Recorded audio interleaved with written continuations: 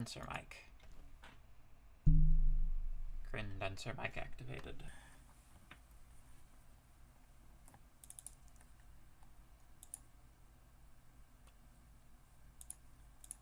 Is my webcam even plugged in? That might be the problem right there. My goodness.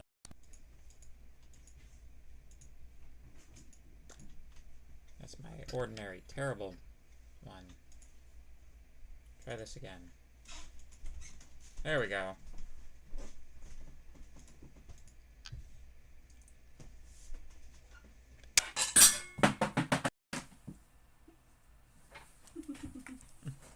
All right. Are we here? Are we there? Possibly. Maybe not.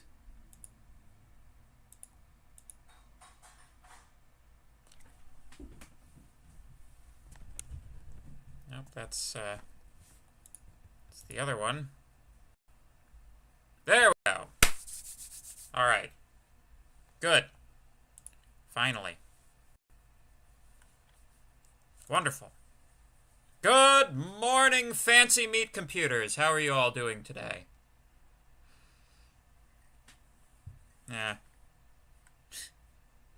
Oh, really? Aspect something? Oh, is that what that means? Today we will do blue. It doesn't work as well on this one because it compensates automatically for the hue. So on the old one, I was able to like make myself completely green, which was fun occasionally. Anyway, how's everybody? I hope everybody's doing well today. It's a bit of a rainy day here in East Hamilton. It's good. It's good because the lawns really need it. Pretty dead? Yeah, I hear that.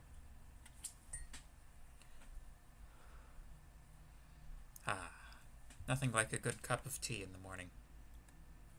If you're dead, I highly recommend convincing your party members who are still alive to save their diamond so that they can cast True Resurrection on you. So there you go. Of course, you know, it maybe you just want to make a new character entirely. I'm not gonna, you know, make suggestions one way or the other. I have no idea how your campaign has been going. Anyway.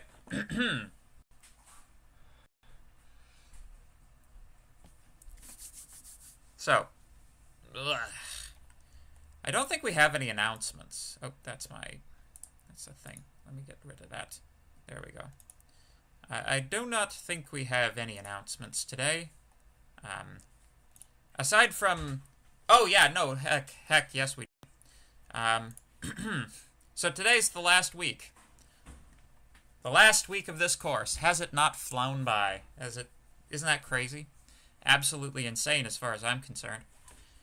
So, that means a couple of things. Number one, the exam is coming. The exam, we're going to be having the exam in exactly the same fashion as we had the test previously. It's going to be this Saturday. It's going to be 24 hours of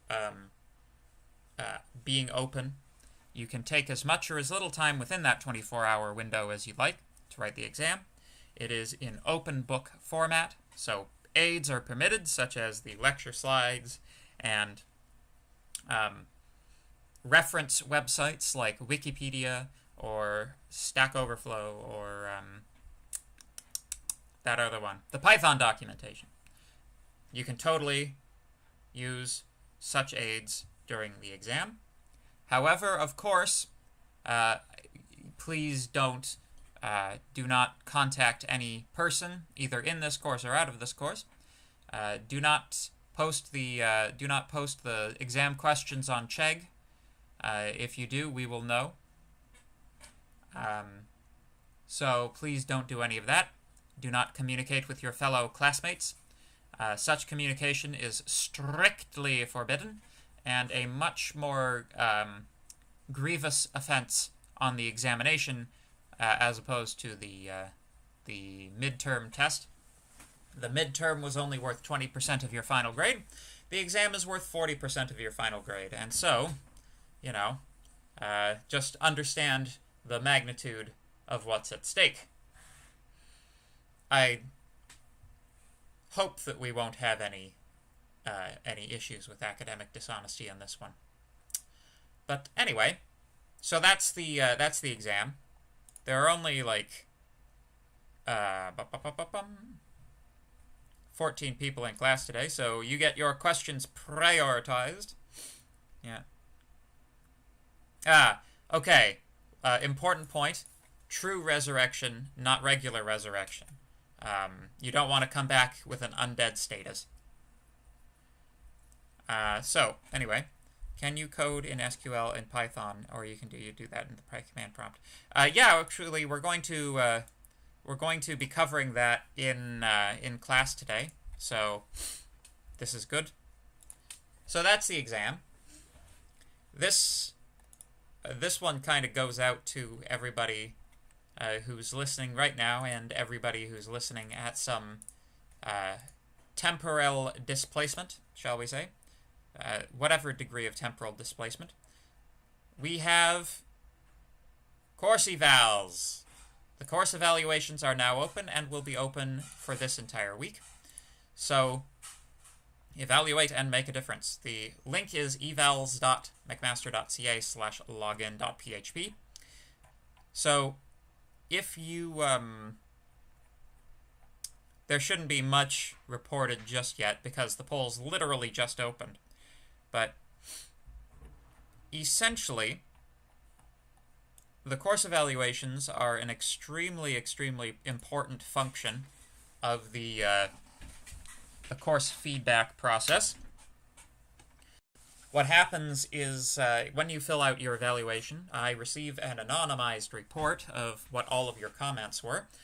So this is an excellent way to let me know how the course was, sort of overall or in its entirety.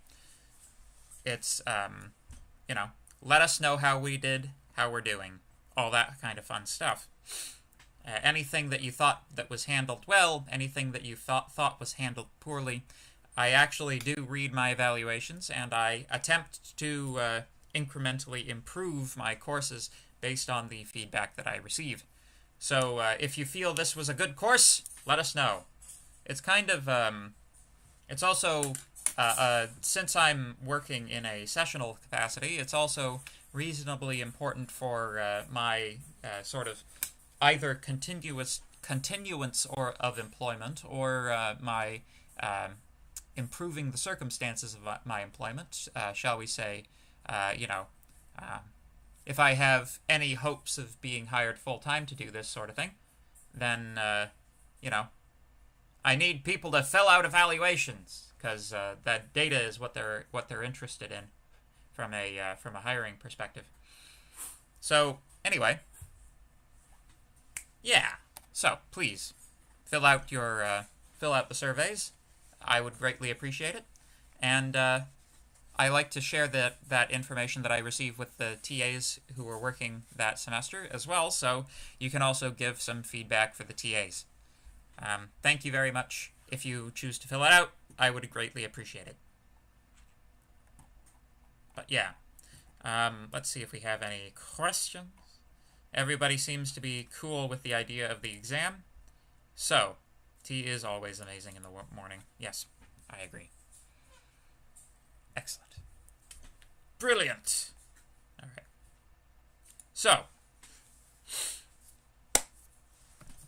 last time we were talking about SQL commands. Now, if I'm recalling correctly where we left off, we were just getting into the various types of select commands that you can do, and we were going to drill into that a little bit before we get into how to do it in Python, which we have already had a question about. So, let's see. Yep. Okay. So, you may notice I've been doing a little bit of SQLing myself.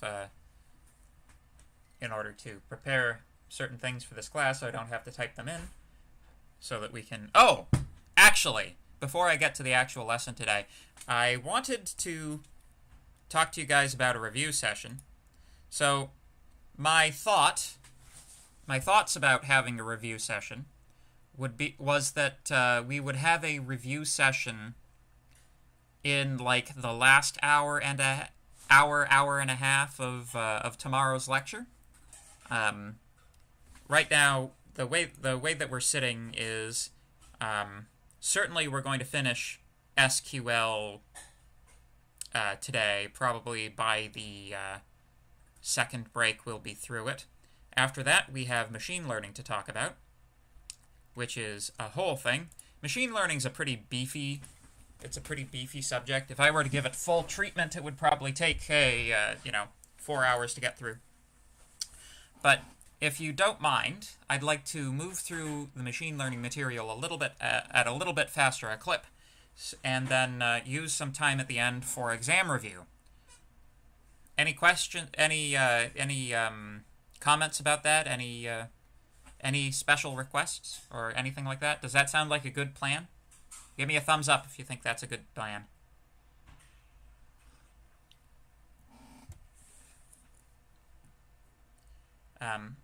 The way that I normally run a review session is I expect you, the students, to bring forward questions, say assignment questions or general questions, even questions that you find out in the internet somewhere, perhaps in some of the supplementary problems that you've been trying, if you've been trying them.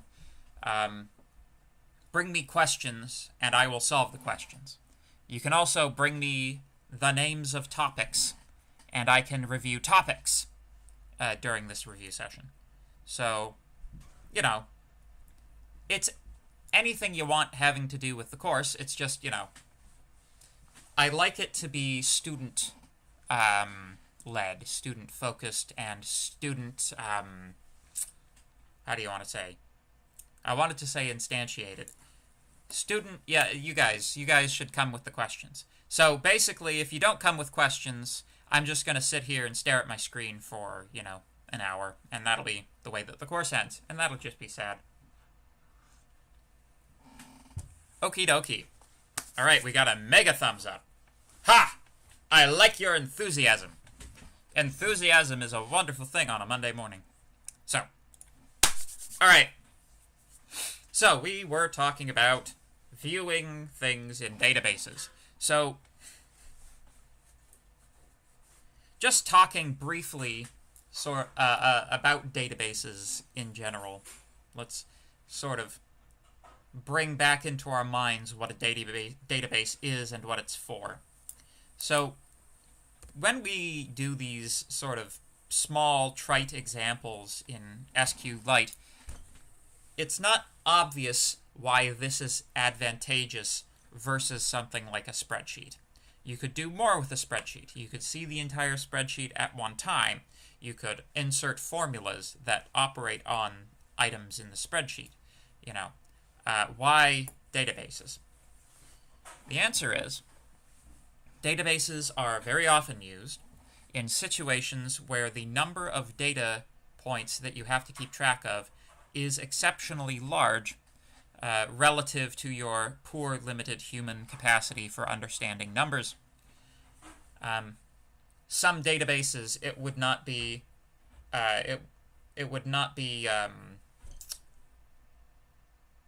shall we say, unusual for certain large databases to have billions to trillions of data points in them.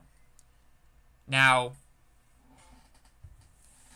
I'd say that, reasonably speaking, the number of data points that a human being can sort of, an efficient human being can probably work with 1,000, maybe a couple of thousand data points in terms of like manually keeping track of things before things start to get, like, just the size of it starts to become overwhelming. And it just slows you down because there's so much data to get through. Even if you have stuff like find and replace, it starts getting cumbersome. you know, maybe if you're really good, you can handle like, 20,000 data points or something. So the idea with a database is that the database holds these vast seas, these vast oceans of data, and the purpose of the select command is to view only that data which pertains to you. So rather than the default way of looking at a database being to just see everything in the database, because databases can get extraordinarily large, the way that databases like to be viewed is by using a view. So you're seeing an incomplete picture of all of the information in the database.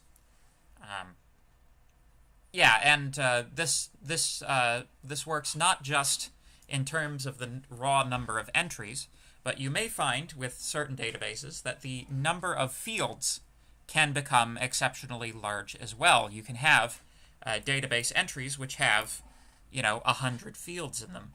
So you can imagine if you have a database that has, say, 500 million entries and, 100 fields, that database would become completely unmanageable for a human being, right? Think about something like this. Think about the number of transactions that a company like Visa would process, right? How many Visa transactions do you think occur per second, right? That would be one monster database. And it's not like the integrity of the database that keeps track of Visa transactions wouldn't be important, right? If some hacker got into Visa, they give out money, right? It's like it's an extremely profitable target for hackers. But anyway, so there are a number of ways that we can use the select statement to narrow down our field of vision when it comes to what's in our database. If we want to see everything that's in the database, select star from movies.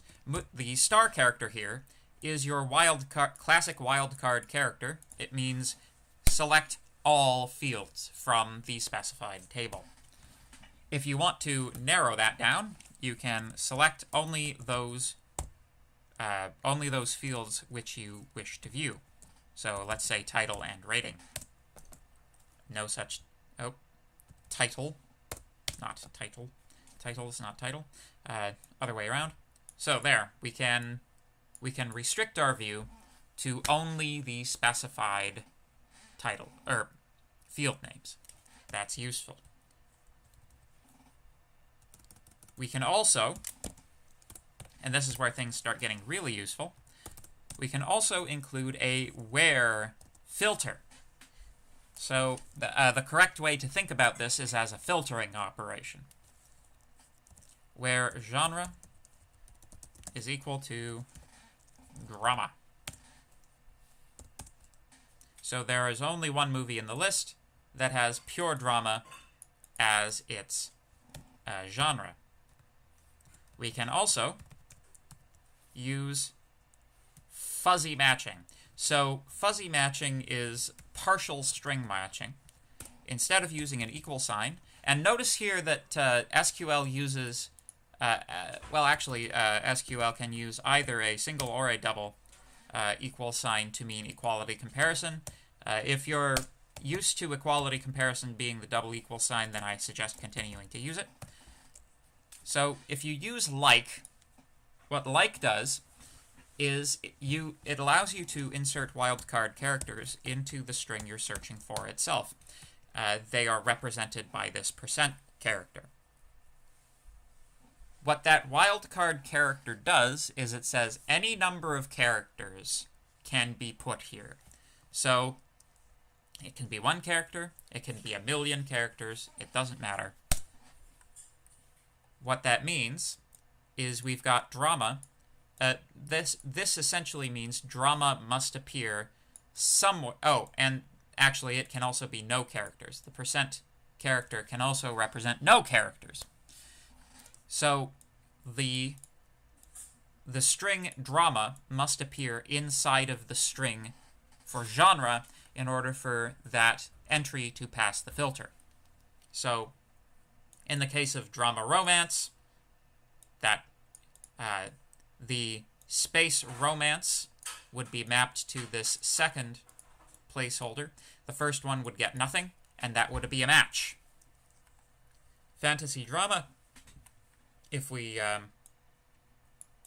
the term fantasy space would be mapped onto the first placeholder. The second one would get nothing, and this movie would pass the filter as well. And of course, you can assign 0 to both, which means you just get drama itself. That means that this movie also passes the filter. So, yes, I have explained again. I have answered your question before I saw that you asked it. And of course, if you wish to order things, it can often be useful to sort things in order to find things that you're looking for. Select star from movies, order by title in ascending order. And there you go. This is in lexicographic order, so numbers and spaces come before letters, and if you have two words that both start with the same letter, it then looks at the next letter and the next letter, etc., etc. Dictionary ordering, essentially. That's known as lexicographic order. So yeah, there we go.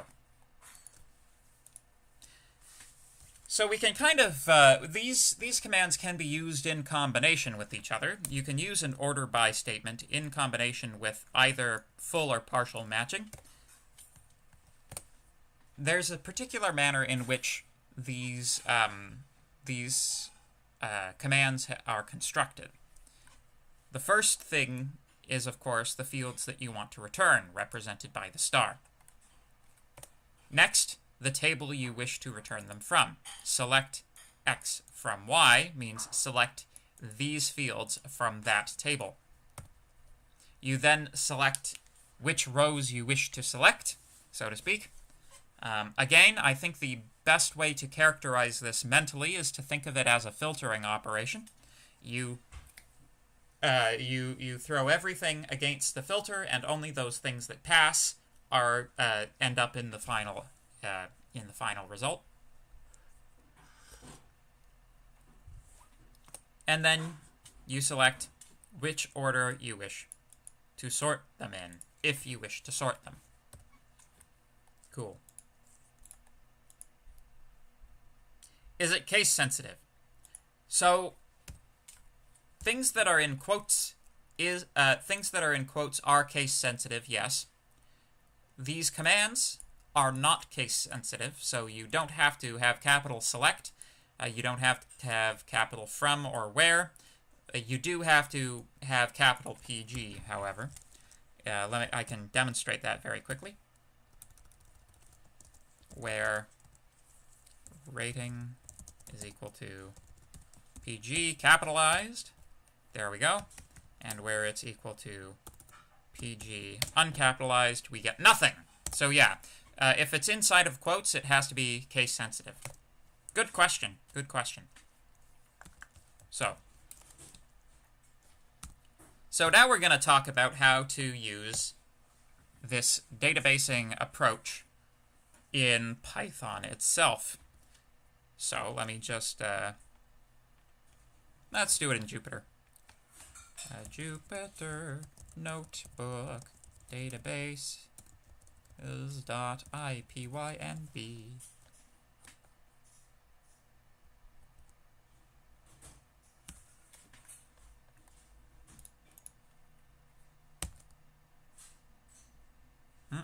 No such file to directory. Okay. Fine. Be that way.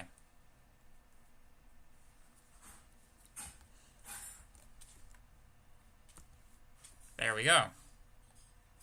Let's make a new one. We shall call it databases. All right. So In the same manner that working with CSV files or JSON files in Python, we saved ourselves a whole heck of a lot of hassle by using a library. In the same way, we can save ourselves a whole heck of a lot of hassle by using a library to deal with databases. We shall import SQLite 3. Very good. Incidentally, I know I'm kind of preaching to the choir here, but if you're on the exam and I've given you a question where you have to work with a file format such as CSV or JSON, or if you have to work with a database file, please remember to import the library. I think that a couple of times people have tried to write a JSON parser on the exam, and that just, I mean, it's possible, kind of, but it, it's just not recommended. It's like, man, it's kind of interesting, because, like,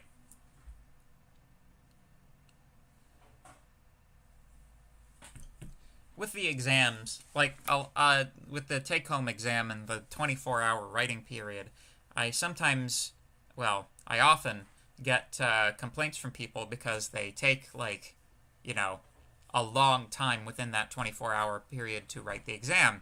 And it's like, yeah, like, I get that. Nobody wants to write a test for, like, 12 hours or whatever. But at the same time, sometimes people make things harder on themselves than they need to be. And, on a, like, sort of regular time-limited test, you would have just run out of time, and your question would have been incomplete. But anyway, so yeah, use the libraries, please. We have written your assessments assuming that you're using the libraries. And since you have these lecture slides available for you as reference during the test, there's absolutely no excuse. So, anyway, so the way that this thing works, it's kind of similar to file handles, but it's more like you're opening up one of these command prompts itself within Python. They call it a cursor. So, obviously, in order to open a local file, you need to specify the file name. So, db is equal to sqlite3.connect. Name of file is movies.db, I believe.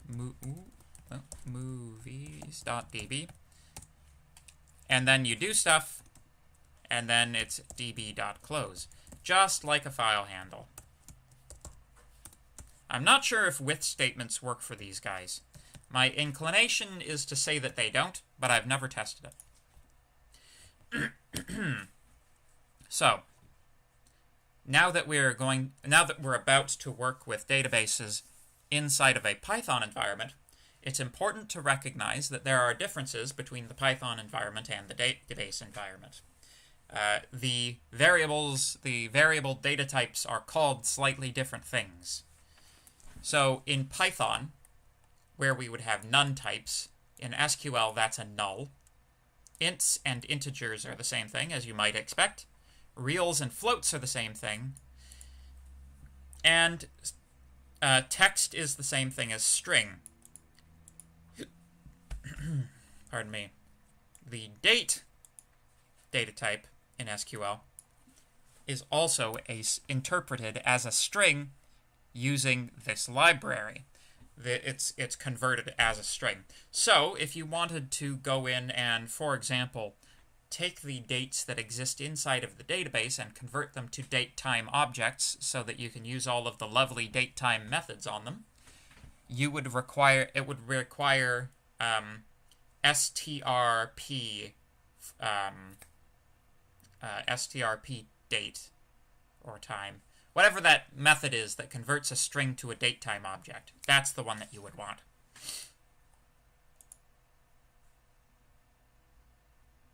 Can you name a heading select? Nope, that would be a reserved keyword.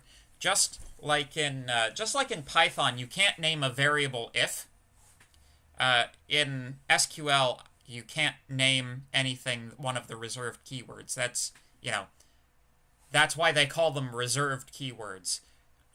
You'll find, actually, that no matter what programming language you're using, there will be some things that you're not allowed to use as names. Kind of. Depending on the programming language, a few of them, like a very small number, allow you to do that. But normally, if you're using the name of a reserved keyword, then you're attempting some degree of polymorphism, which is to say you're trying to give it a redefinition in the context of a specific object, class, or data type, which, I don't know why you would even want to overwrite if, but,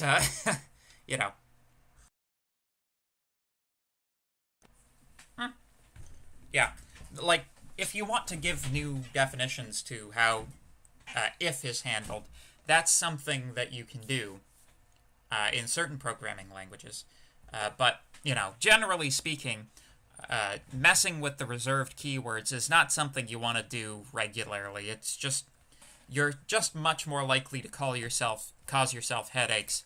If you want to name something select, just like put select to, modify it slightly so that it's not exactly the keyword.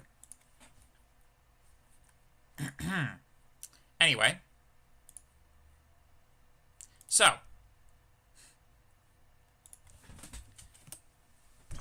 having opened the database, you then have to go the further step of opening a cursor. Opening a cursor in Python is pretty much the same thing as opening a command prompt in terminal. Cursor.execute, or cursor is equal to database.cursor. Cool. And incidentally, if you are interested in learning more about how to use command prompts and how to do Linux stuff, how to do maybe a little bit of C programming, the course 1xC3, which is being taught immediately upon termination of this course, actually. It's like, I've got the exam on Saturday, and then that Monday, I've got the first lecture for 1xC3.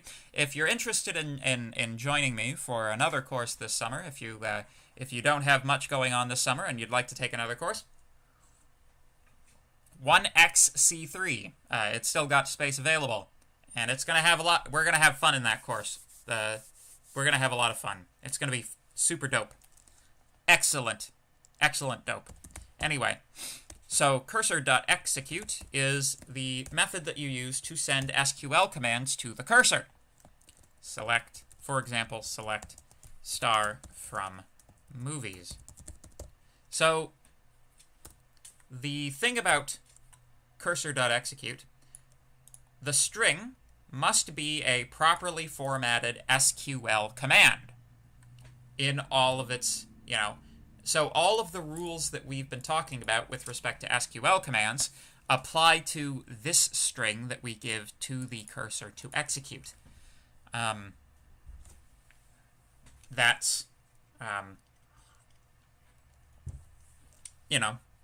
your command prompt.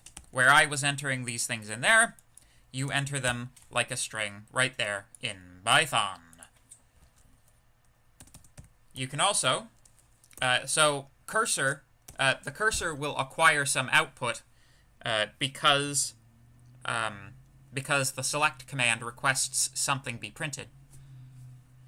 Essentially, that data is buffered inside of the cursor and stays there until it's asked for. It's not just gonna, like, there's no print statement that's caught up inside of the execute statement.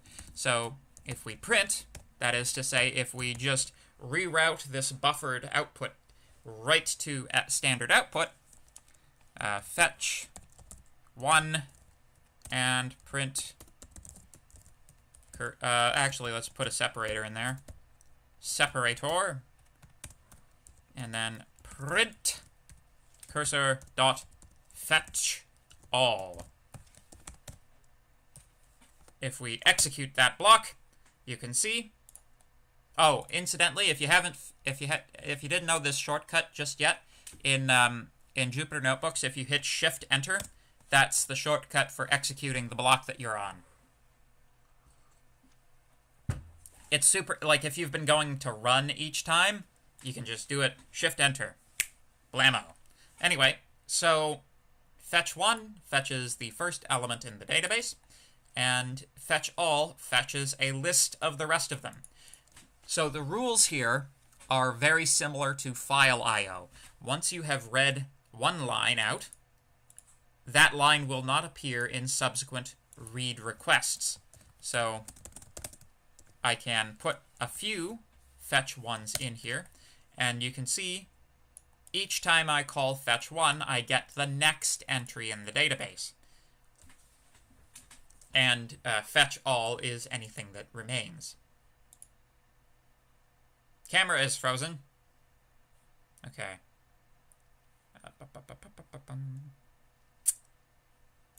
Jeez. Maybe that's not such a bad face to be stuck on. There we go. Thank you. You might take 1xc3 in the winter term? Well, yep.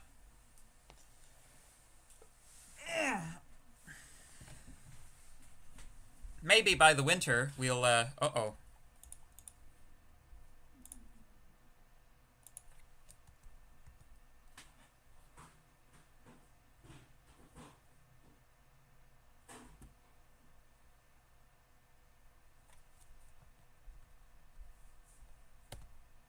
Okay. Are we good? It looks like things were buffering there for a moment, but I think OBS is still good. Okay. Yeah, so, you know, it depends on whether you want to take more computer science courses, you know? If you're doing a minor in computer science, I 100% would recommend 1xc3, as it has some prerequisites in upper year courses, particularly 2GA3, I believe, which is a course on computer architecture. And if you're into computers, computer architecture is an interesting subject. In fact, I would say that 1xc3 is a good way to find out if you're interested at all in computer architecture. And you might even pick up some useful skills. Anyway, so we can use a for loop to loop through the results of a select query as well. So what that means is that the cursor object has a definition for iterable. Iterable in the case of the cursor means iterate through the things that I have read, right? So we can, in fact,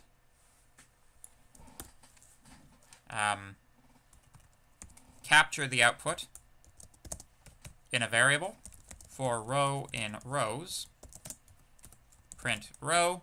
This might be this is just an alternative to the other way of doing things. Neither one is more or less correct. This is just, you know, people like for loops. People get for loops. So if you like and get for loops, this is a way of using for loops. Cool.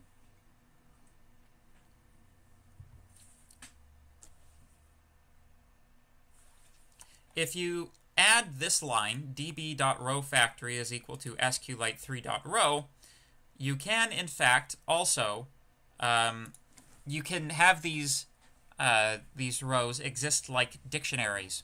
You notice here we've got tuples, right? If you want things to look like dictionaries, that is, if you'd like to access the elements of the database by their field name, which is incidentally the same way that you get at them in the database itself, rather than by their position, this is an extremely useful thing to do. So let's throw that up in there, and then hopefully this works. Title. Yeah, there you go. That would probably be useful. We can also insert data. So far we've been doing exclusively write operations, or read operations, but it's also possible to do a write operation. So let's just copy this stuff. Copy, paste. So we've got some variables, M, T, G, and R. So we are entering an entry for the Disney animated classic The Beauty and the Beast, or possibly one of the multitudinous ripoffs. And we've got our query here, insert into movies, values, this, this, this, and this. So these question marks, these are specific to the cursor execution, the cursor execute method. You won't see these anywhere else in Python. The way that this works is very similar to how the string format works when we were talking about printing out the multiple decimal places in a floating point number, and it's the same as when we were formatting date-time objects into strings. These are holes into which data is placed. In this particular instance, we take the value of whatever the variables contained in the tuple, which is the second argument of this function. We take those and we just directly plop them in wherever there's a question mark. There is a specific reason for doing this.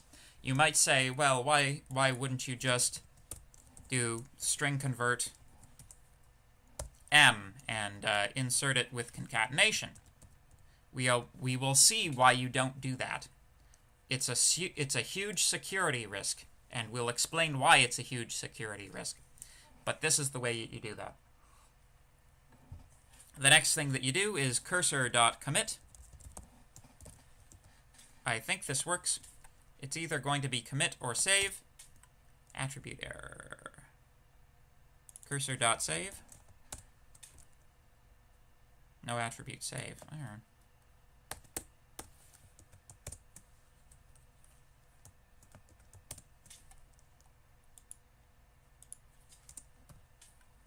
Well,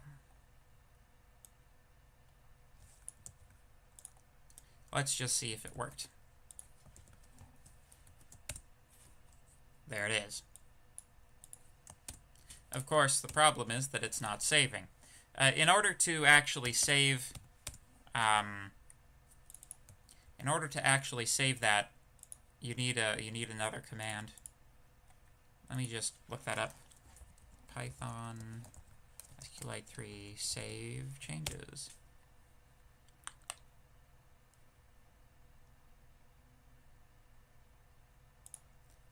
Our favorite, Stack Overflow. What do you have to say, Stack Overflow? Commit.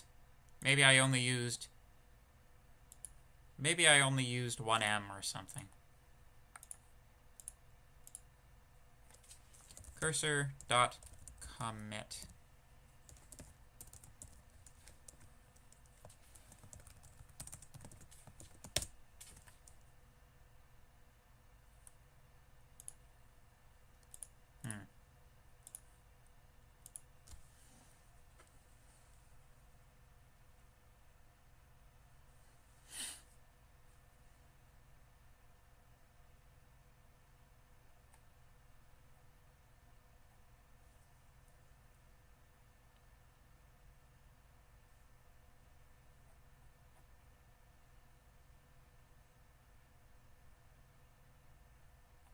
Maybe it's db.commit.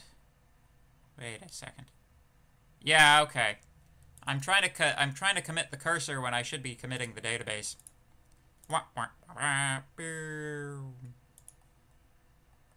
So if I do database.commit, then there we go, and every time I run this script, yeah. I can't run the script twice because this is trying to write something twice into the database with with the same movie ID, which is that violates a constraint. But if you take a look, we've got the database open in this terminal as well. So select star from movies. Oop.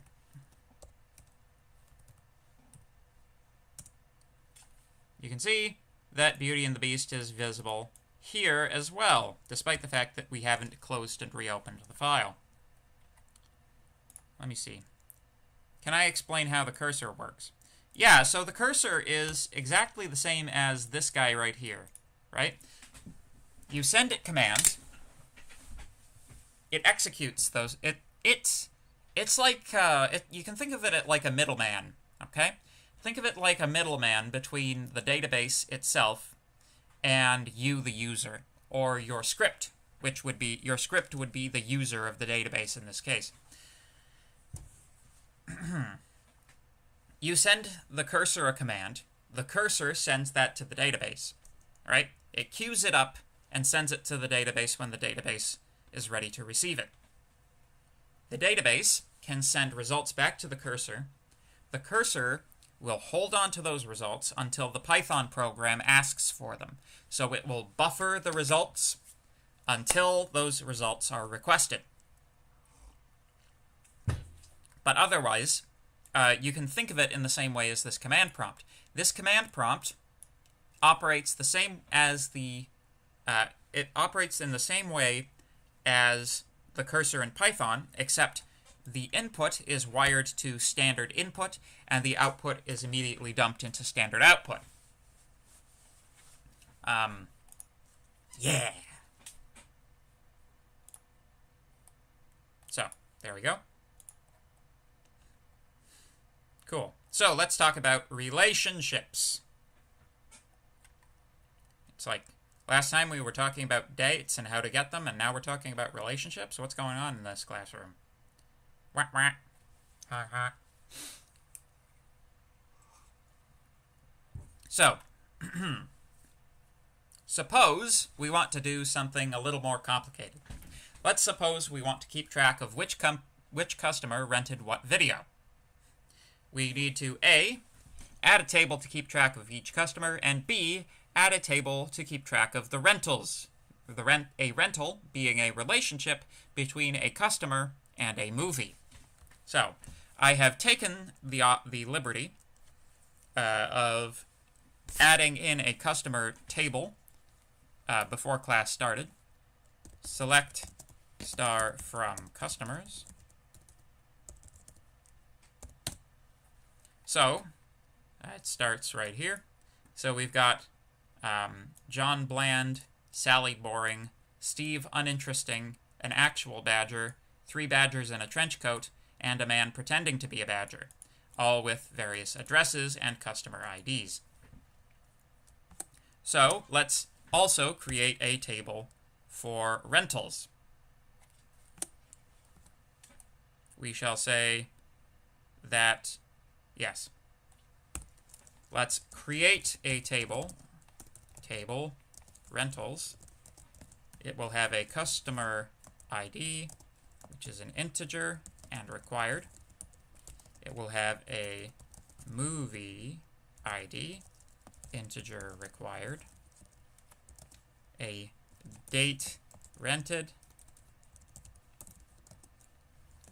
date, and a date due, also a date. Database is locked. Ah!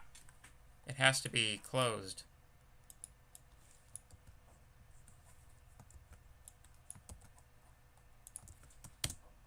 There we go. So, that's why, so you remember how I was saying it's important to close your file handles. What happened in this instance is because we had an integrity error, we had an error here when we tried to write stuff into the database, this actually terminated the Python script before it could close the database. So, ideally, what we would do in this case is we would have a try. We would try to do that, and upon success, we would do all of the stuff in here. And upon you know, upon failure, we would actually do nothing, and in both cases, we would close the database. So hopefully, now that I have closed the database separately, hopefully that means we can now access it. Yes, we can. There we go. So SQLite 3, this version of it, detected that the file was locked. And because Python had locked the file, we couldn't modify it. We had read privileges, but not write privileges. Now that the file is unlocked, we now have read and write privileges. So anyway, oh my goodness, it's already 10:20. Perhaps we should have our break then. I'll enter this data, and we shall resume in 10 minutes. Assuming there are no... Oh, there's one more question. Let me just answer this question first. Fetch one or fetch all is asking for whatever the cursor is holding, right? Yes! Good. You're getting it. That's correct. So, all right. 10 minutes. We will resume class at 10:31. Be there or be square.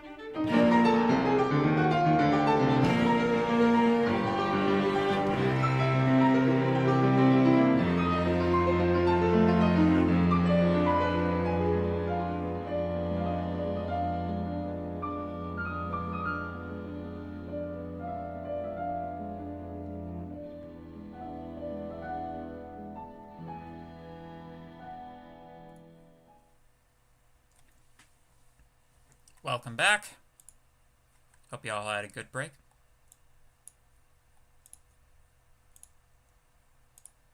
Boop, boop. There we go. All right. So I entered this data. There we go. We have data. So we're going to talk about a thing called a table join. It goes by a couple of different names, actually. But this is like the reason that this is called the relational database model is because of this thing that I'm about to show you guys. So if you recall, actually you don't even have to recall, it's right there in the heading, relational databases. This, the SQL way of handling databases is known as the relational database model. So the idea is data can be related to itself. So we've got this. So imagine inside of an actual video rental store, these databases, these three databases would be operated, well, things would be added to them by different people at different times, right? Adding a customer to the customer's database, that's something that you would do when a new customer, when you have a new customer who signs up to be, a customer of your video rental store. Adding new movies to the movie database, or removing old ones, that's something someone in the back room would do. And adding rentals to the rental table would be something that you would do at point of sale. Every transaction, theoretically, would have some modification to the rentals table. So the thing that's interesting, the thing that we want to know is Okay, so we know customer IDs and movie IDs. We know that a customer has rented a movie.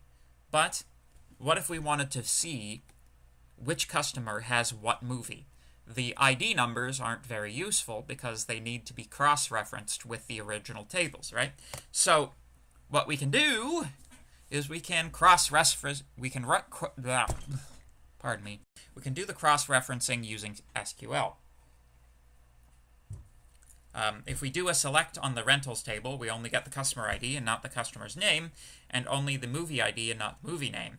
Naively, we would have to do extra select operations to look up each customer one at a time. However, SQL provides a way of doing this all at once. So this is what's called a table join, or possibly inner join operation. Select star from rentals customers.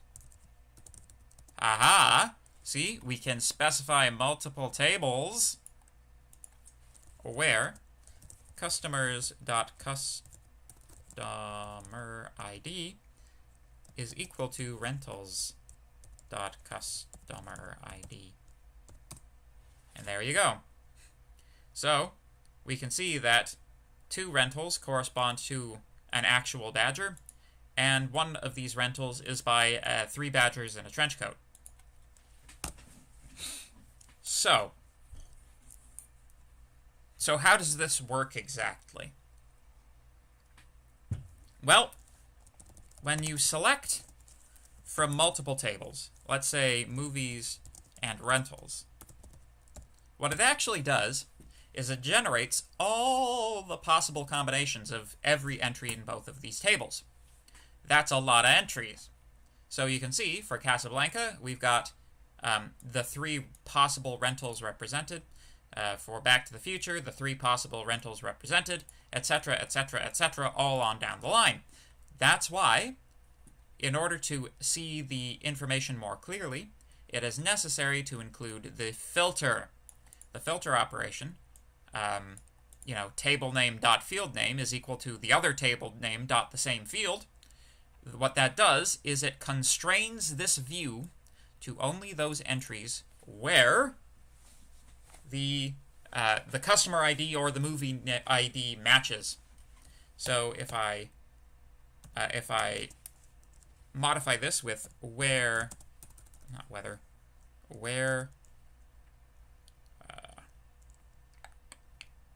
movies.movie ID is equal to rentals.movie ID, you can see that we actually have only 2 of these entries that are valid with respect to matching the movie IDs.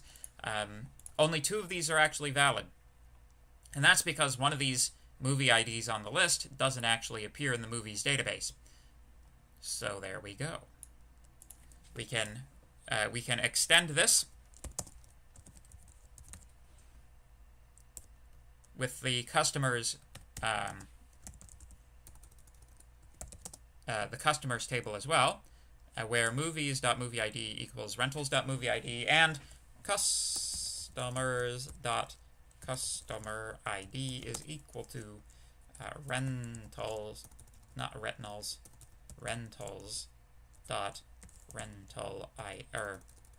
customer ID.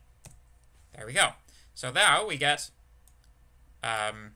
Field of Dreams and Casablanca both being rented by badgers, various numbers of badgers. And there we go. So you may say to yourself, well, this is interesting, but it generates a lot of redundant information. And the answer to that is, well, yes, that's true, but you can also select fields.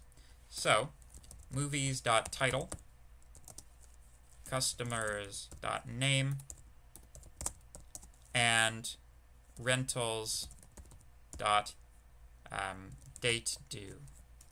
I believe it was date due. Yeah, so we've got Casablanca has been rented by 3 badgers in a trench coat and is due on the 3rd of March 2021. Or the 3rd of March, the 18th of March 2021. Pardon me. Or the 3rd of the 18th month. One of the 2. let me just check to see if the chat is still chatting.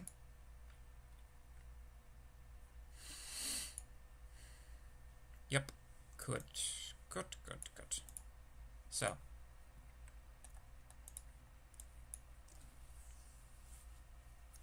Wonderful. So that's what a table join is.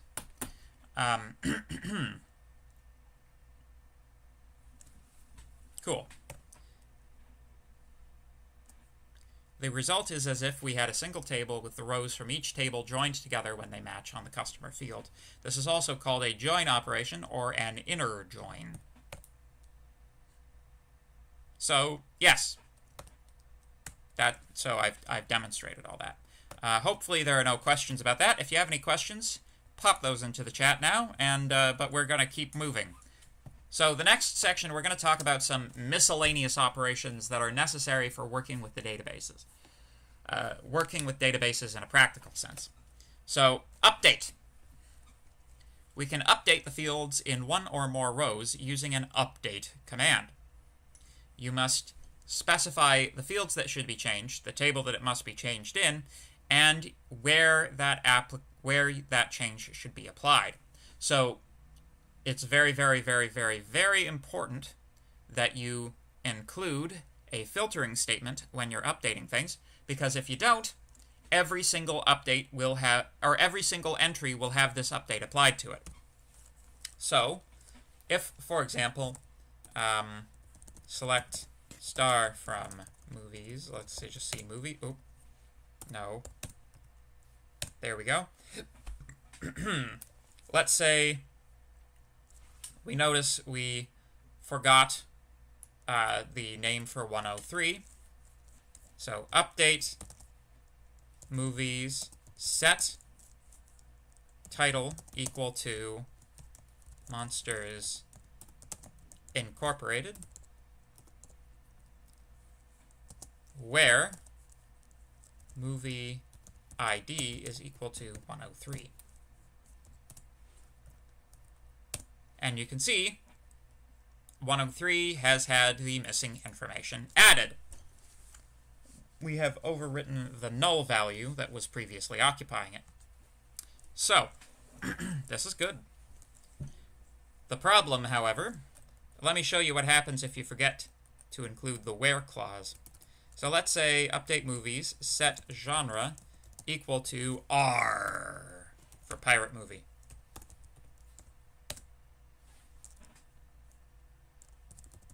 If we then view, you can see every single entry has had its genre over, or its, oh, yeah, it's genre. Pardon me. I meant to do ratings, but I did genre instead.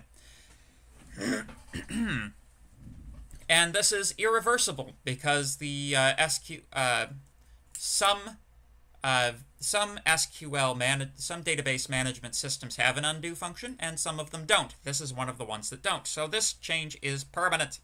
We have completely destroyed any useful information that was existing inside of the genre field.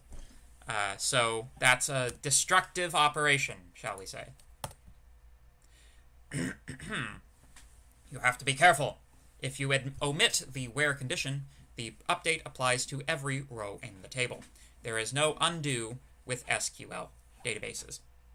That kind of, it depends on which vendor you're using. Sometimes there is, often there isn't. Pretty sure, like, Microsoft Access has one, for instance.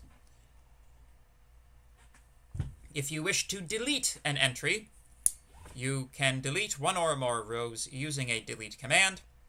Specify which rows the change should apply to with a where condition. Again, you have to be careful. If you do not specify your where condition correctly, you can end up deleting a lot more than you intended to. So, notice delete from movies where movie ID is equal to 404. You want that to be specific, you know? But again, it's so you kind of have a couple of philosophies when it comes to oop, my video is frozen. Yeah. Why is this happening? I had fixed this.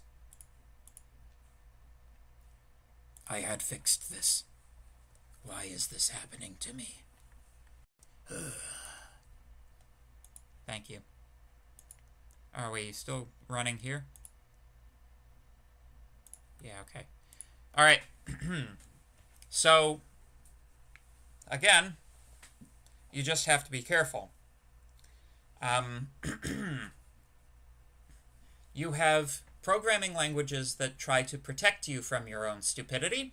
Python is one of those. And then you have programming languages that do not try to protect you from your own stupidity. These would be languages like SQL and C.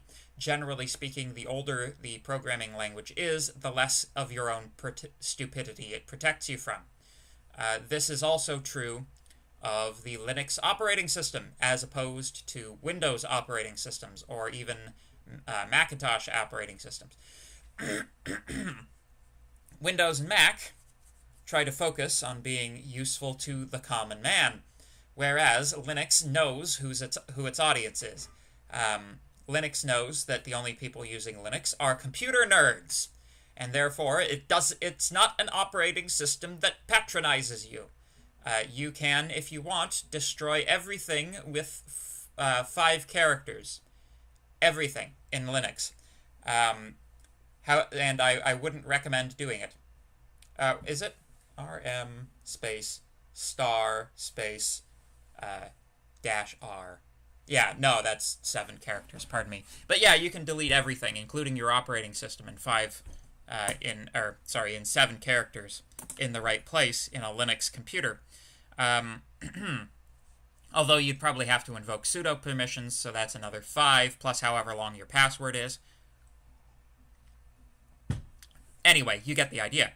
So SQL is kind of in that mindset. It's like, if you goof things up, it's your fault. Yeah. Yes. Actually, I was making my slides for 1xc3, and I've got this fun comic that I absolutely have to show you. Now that it's come up. So here you go. Choosing an OS.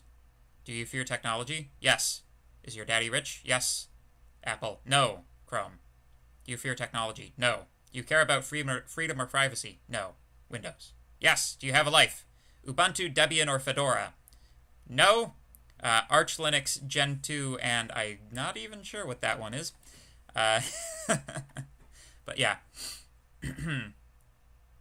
So there you go.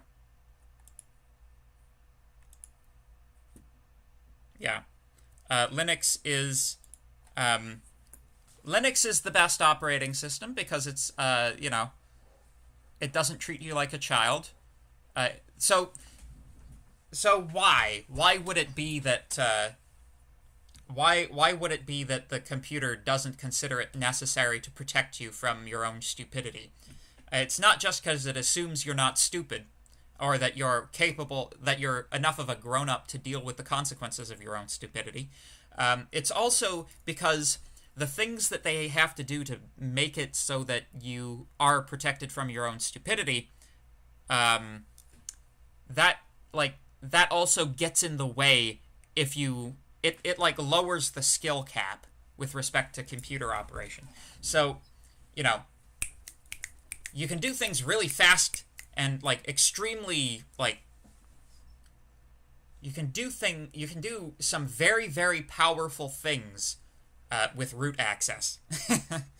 You can do some extremely powerful things with Linux, but the only reason that you're able to do all of these extremely powerful things is because Linux assumes that if you get yourself into a fix, you can get yourself out of it again. But yeah, anyway. Yeah, Arch Linux is tedious to set up. You're telling me. I've never actually tried to use Arch Linux. I'm kind of a... I'm a person who considers himself to have a life. So I normally go on the Ubuntu... This is Ubuntu here, but ordinarily I like Debian. I'm kind of a Debian guy most of the time. It's just when I was setting up this particular laptop, it's like UEFI had just come out, and the Debian's, like, what is it? Not Grok. The bootloader. The bootloader was having trouble working with UEFI, so I had to grub. For some reason, grub didn't like UEFI, so I had to use some weird bootloader that scans my system for operating systems and then allows me a choice of which one to pick. It's sort of bypassing UEFI to a degree, and so that allowed me to get it on. And I was like, you know what? With all of this work that I've done, like at that point, I had already tried Ubuntu because, my theory was that Ubuntu has a bigger user base, so it's better supported. So I should try it. If Debian isn't working. And, like, at that point, I was like, you know what? I'm done installing operating systems. I'm just going to go with what I have right now. Ubuntu is used by most people, so it's probably fine, and it has been probably fine. But Debian is still where my heart is. The next computer I set up, I'm probably going to put Debian on it. Or, actually, you know what? I've heard Mint. Mint has been increasing in the rankings over the last few years. I might take the opportunity to branch out and try some other distros. There are so many distros. Why do the same one twice? Anyway, so drop table. So drop table is like it's like delete row, except it deletes the entire table. There's no undo, and there's also no where clause to this up. It's just, it deletes a table. Don't use it unless you want to delete an entire table. You just use Windows because you're not good at tech. Well, you should take 1xC3 then, because we will teach you. We will bring you into the fold. You shall become a member of the brotherhood of datelessness that is Linux. Anyway. One of us. Anyway. So. Using user input in a query. Okay. So this is the tricky bit, right? This is the bit that we were alluding to previously. Previously, in the last section of this class, we used these question marks to put the data into our query externally within the context of the execute command. It's also possible to just compose the string using our regular string composing mechanisms that we've been using so far. This, however, becomes problematic very quickly. So what happens if this rating thing, which let's assume that we're getting it from the user, right? Input, enter a rating you'd like to search for. What if the user puts quotes inside of their query? You get a problem. You get, this isn't a valid SQL query. What happens is the new quotation mark it acts like the end of the string. So you get this floating. So essentially, what would happen there is you get a query that looked like this: select star from movies where rating is equal to parental and end quote, and then guidance is not in quotes. We have two quotes here. So it thinks that guidance is a SQL keyword when it isn't. This is a problem. This is a huge problem, because if you know that, you can enter SQL commands when you're only being prompted for a field, right? So enter a rating you'd like to search for. If you started to get clever with it, you could artificially end your search query, enter more stuff, and as long as that stuff ended with another quote, you could get away with it. So in this particular case, or x equals x, x is equal to x will always return true.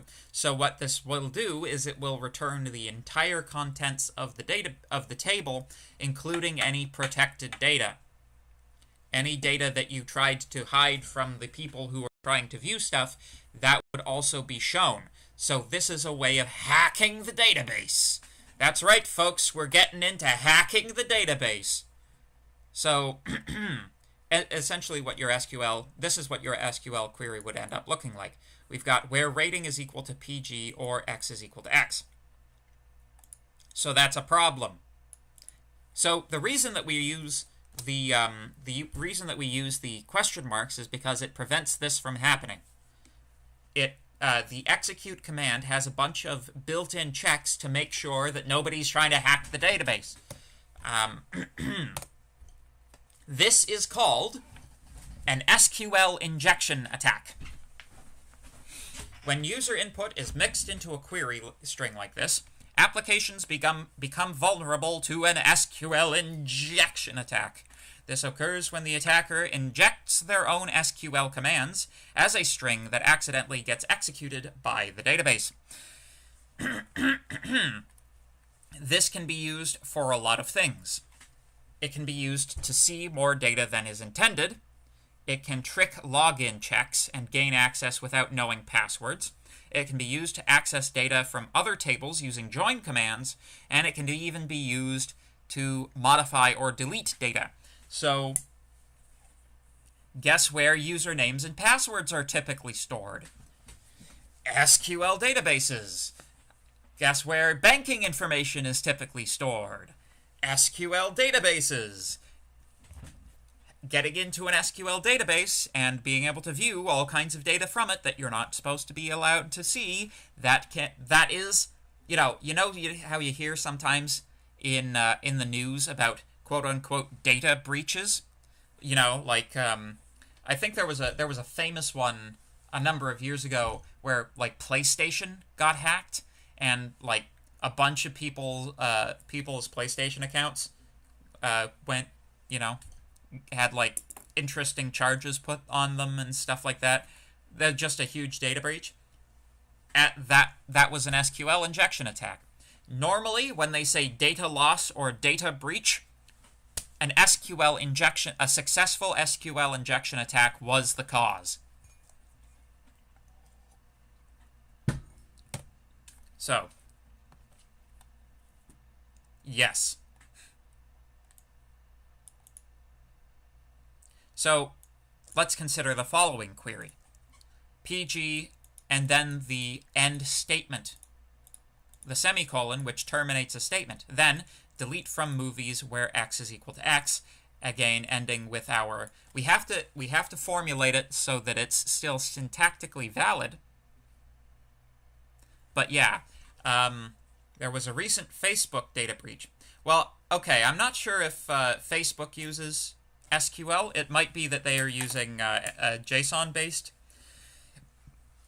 a JSON-based data format. I'm not sure if Facebook uses SQL, but the same principle applies, right?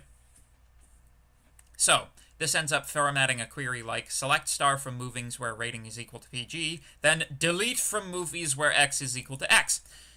This would delete everything in the table. Fortunately, cursor.execute will only execute one command at a time. It will complain if there are multiple commands. Oh wow, there is a website have I been pwned that checks to see if your information is public. That's a very interesting thing. I should check that out to see if my data is public. Jeez. Here's a question though. How much of your data do you have to enter to see if your data is public?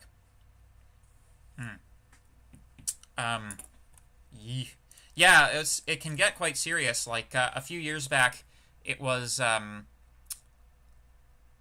CRA, the Canadian Revenue Agency, had a data breach, and a few years before that, I believe it was the medical records, like Ontario Medical Records had a big data breach, and it's like, what are you gonna do? It's like, yes, I have had liver treatments, but it's difficult to imagine someone using the fact that, I don't consider that data as sensitive as financial information, but I guess it is definitely still private.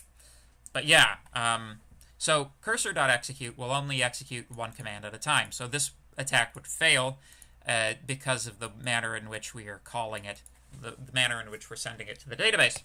However, if you used execute script does permit multiple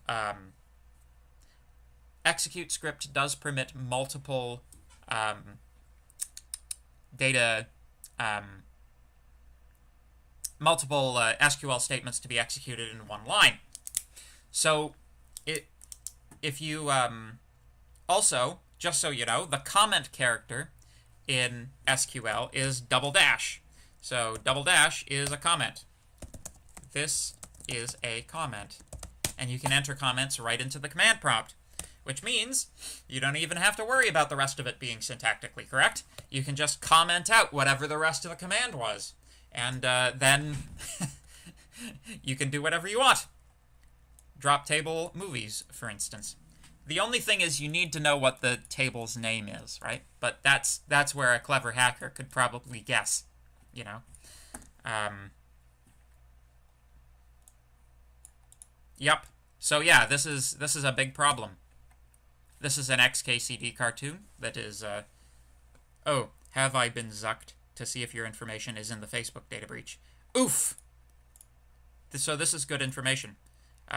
Fortunately, I don't have Facebook, so I don't have to worry. I don't have any choice whether or not to be in the CRA's data records, though. So, I don't know. I say I'm not in Facebook's data records, but that's probably not true. Because, you know, Facebook is evil and keeps track of everything and everybody, I'm pretty sure. So, anyway. Hi, this is your son's school. We're having some computer trouble. Oh dear, did he break something? In a way. Did you really name your son Robert Drop Table Students?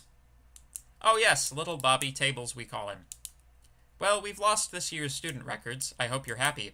And I hope you've learned to sanitize your database inputs. Ta-da! Very true.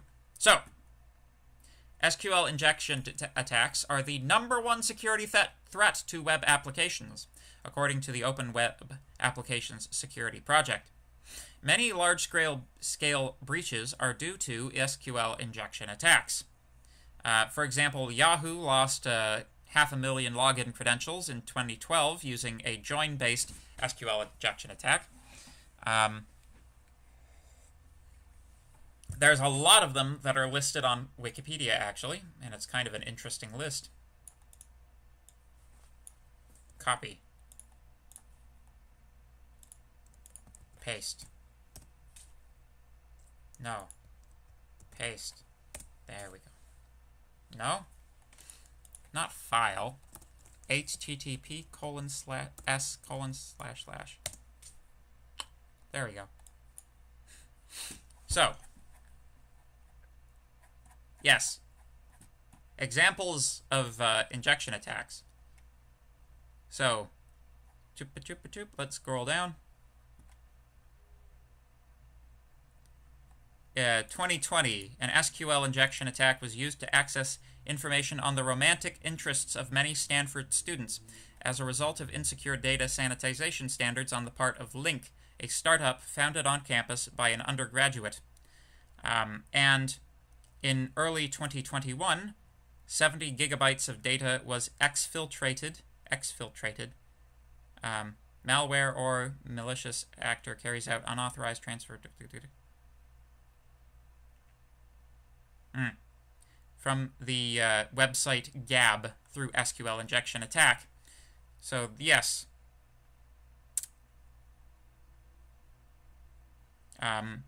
So it seemed like there was a period when they were just not reporting these things. I'm sure that they still went on. Like, you can't imagine, like, you have all of these notable attacks and then, you know, from 2015 to 2020, there's just nothing. That just, it's probably people just stopped updating it.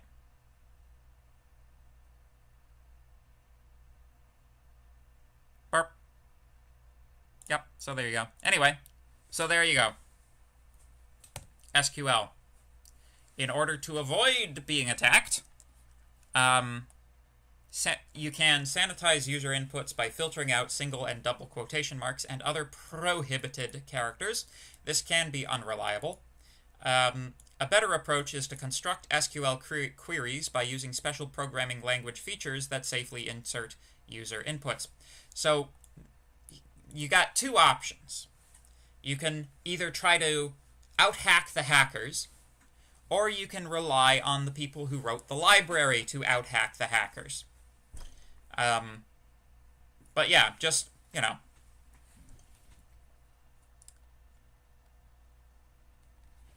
it's just, data is valuable and people will try to get at it, But anyway, so that is SQL.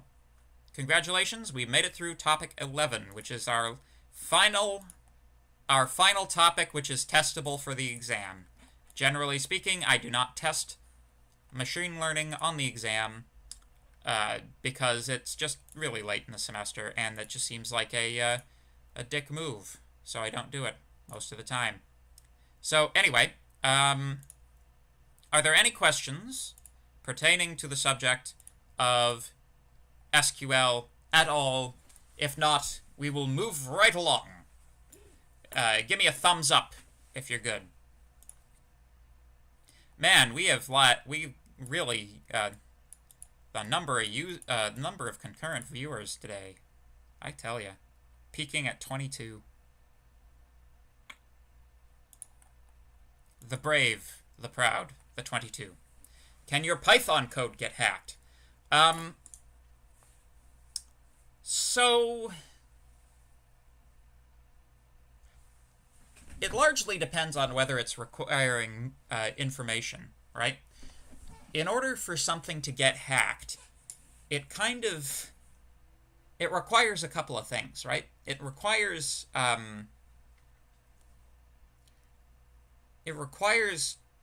taking input, right? So in general, the type of hacking we're talking about here is the execution of arbitrary code, right? It's like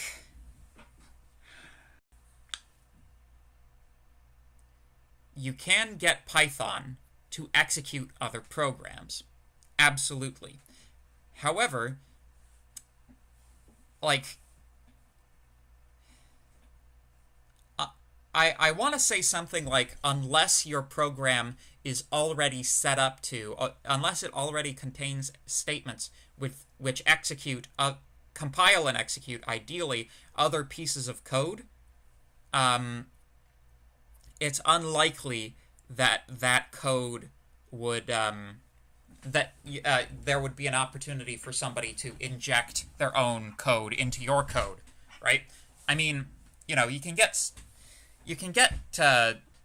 fancy with like operating system exploits, like Windows is notorious for having lots of operating systems exploits because Bill Gates was a much better businessman than a programmer. Windows only became popular because of licensing stuff, right? That's the only reason. Unix should have been it. But anyway,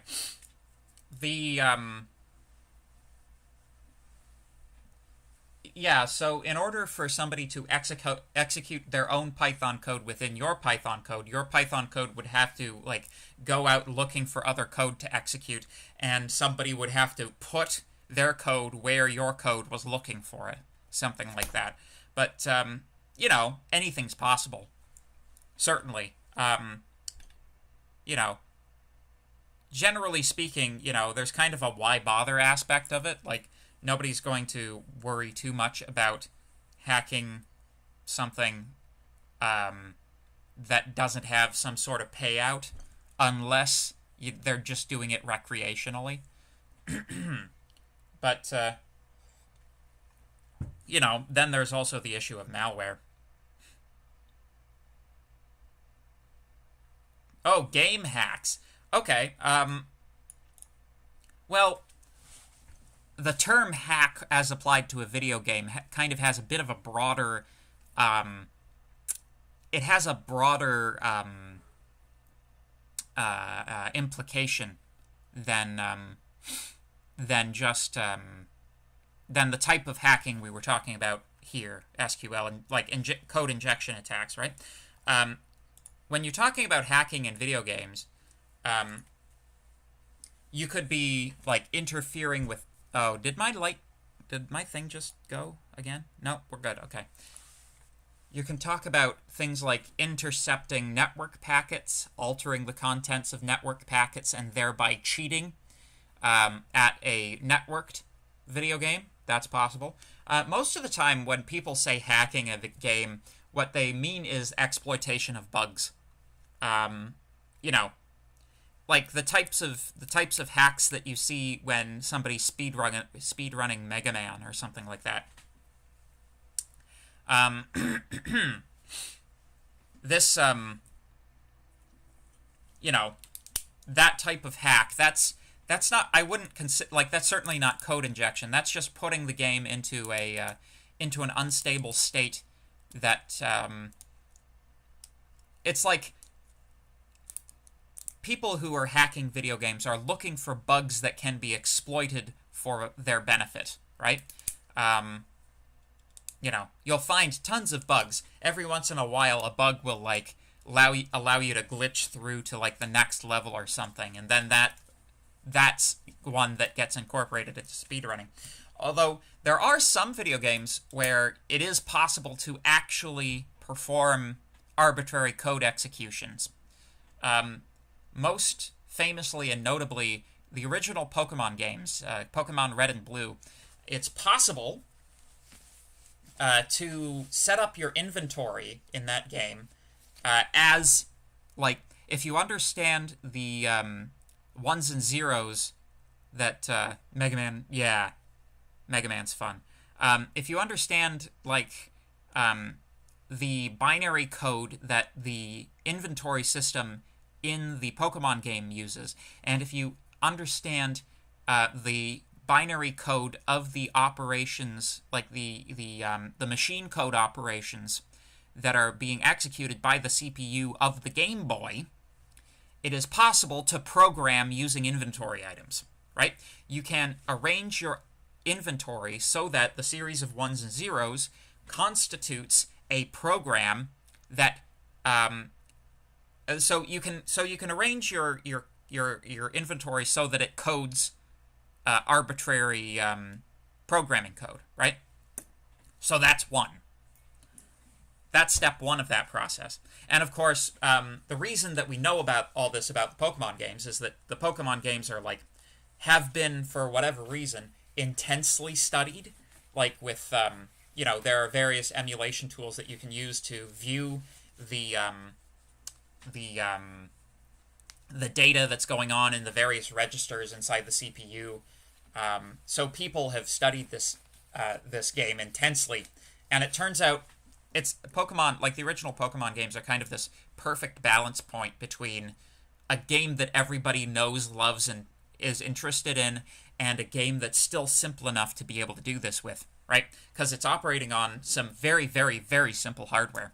That's why you can get things like Minecraft engines that run Pokemon Red and Blue. Because it's really very simple, relatively speaking. Yeah, I think the original Pokemon games were something like 16 to 32 kilobytes in size. Actually, it's interesting. I wonder. Size of Pokemon Red in KB. Yes. Ah. Never mind. 11 megabytes. 11 megabytes is a lot of information relative to, oh. ROM sizes. There we go. So the Japanese red, blue, and green cartridges were 512 kilobytes, which is pretty tiny, right? So anyway, so part one is arranging your inventory so that it codes assembly code. Part two is tricking the game into thinking that your inventory sector of memory is code. So one of the interesting things about the original Pokemon games is they're actually really buggy.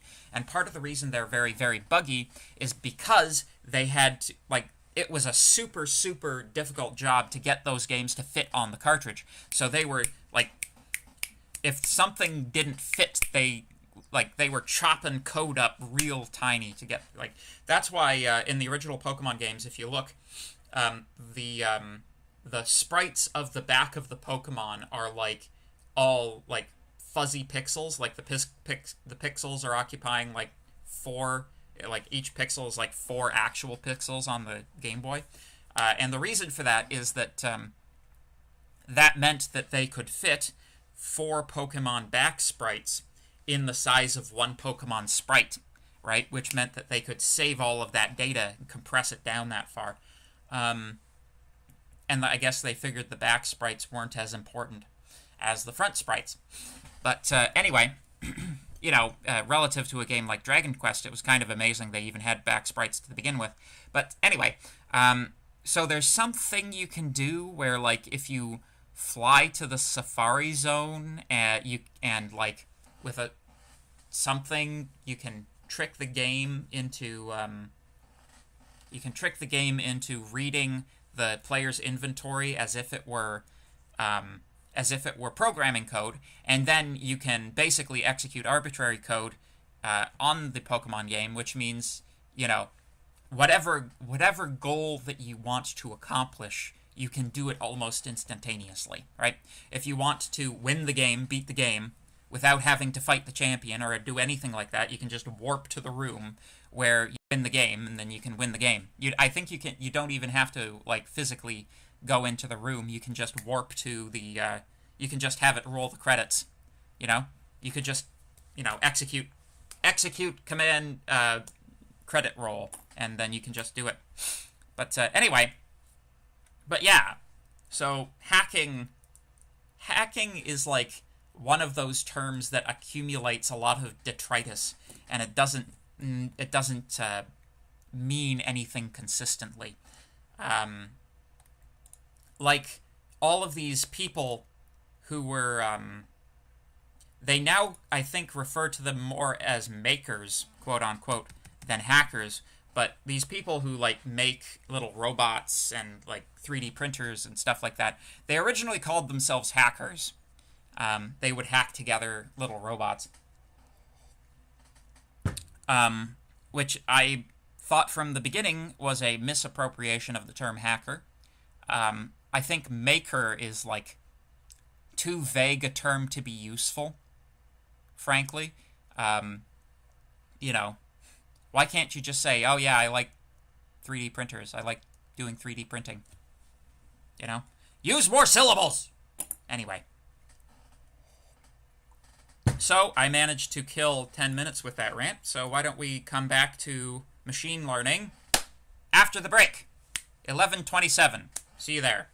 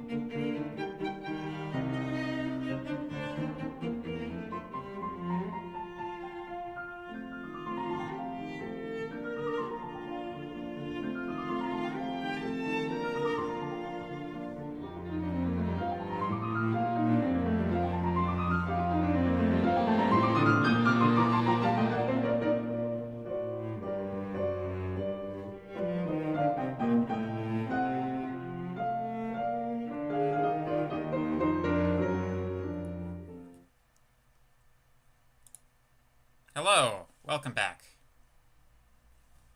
So, we move swiftly onwards to our final topic for this course. We're going to talk about machine learning. So, machine learning is it's kind of a sexy topic right now in research. Lots and lots of people are finding interesting applications of machine learning. It's kind of like machine learning right now is doing what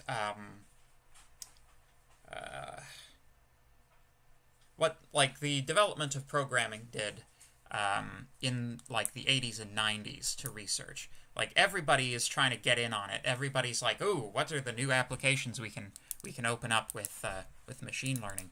And it's kind of like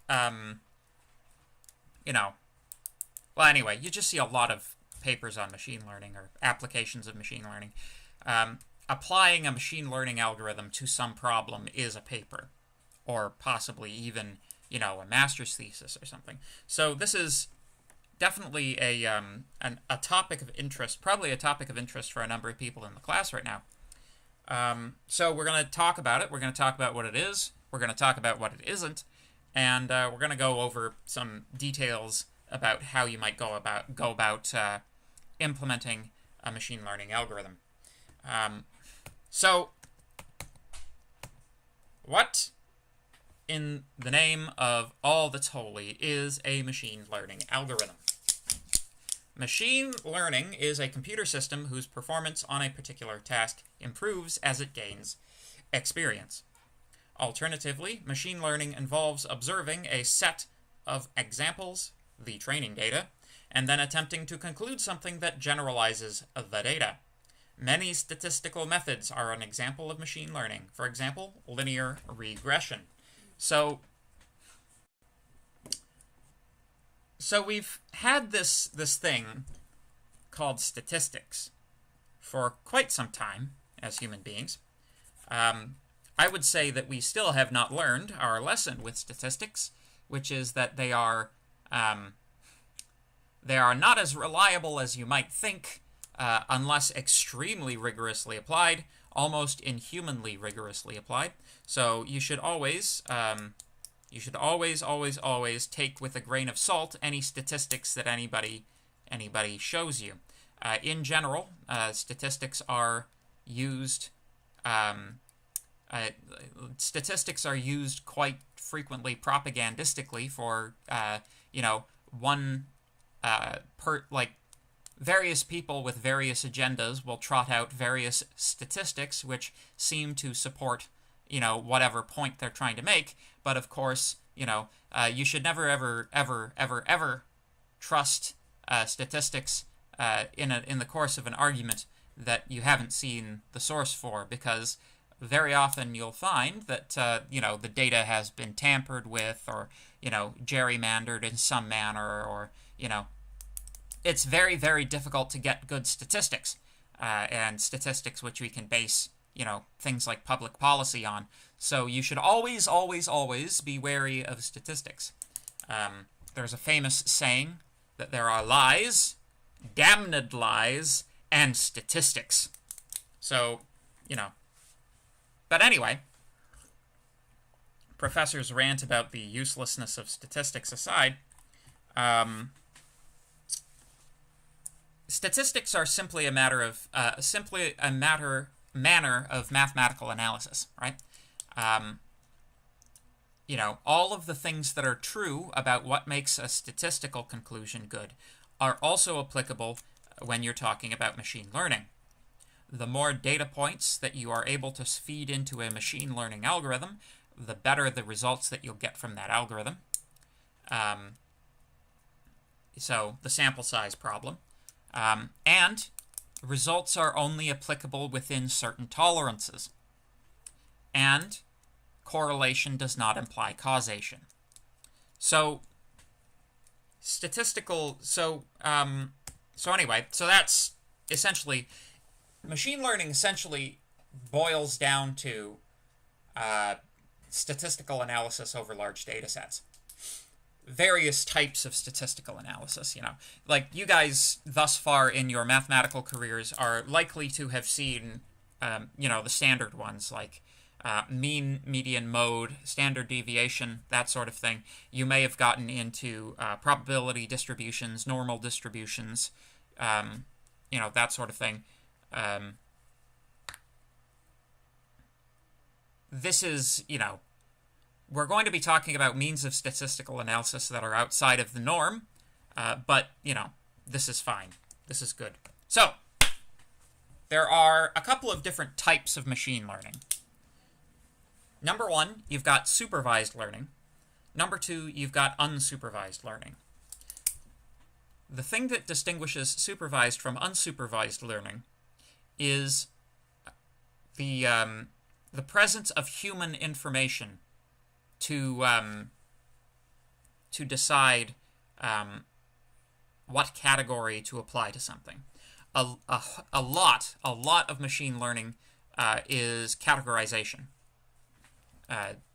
Statistical or mathematical attempts to perform categorization, to categorize things according to one thing or the other. So, with supervised learning, you give the computer a data set, and with that data set, you give it a series of labels, right? So, this is like labeled data set. This is also sometimes called training data. So, let's take, for example, a typical machine learning application would be something like you have a set of photographs. These photographs contain either a cat or a dog, or neither a cat nor a dog, right? Or let's just say cat and dog, keep it simple.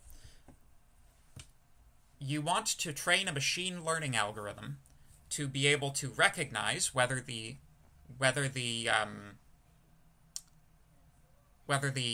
picture has a cat or a dog in it, right?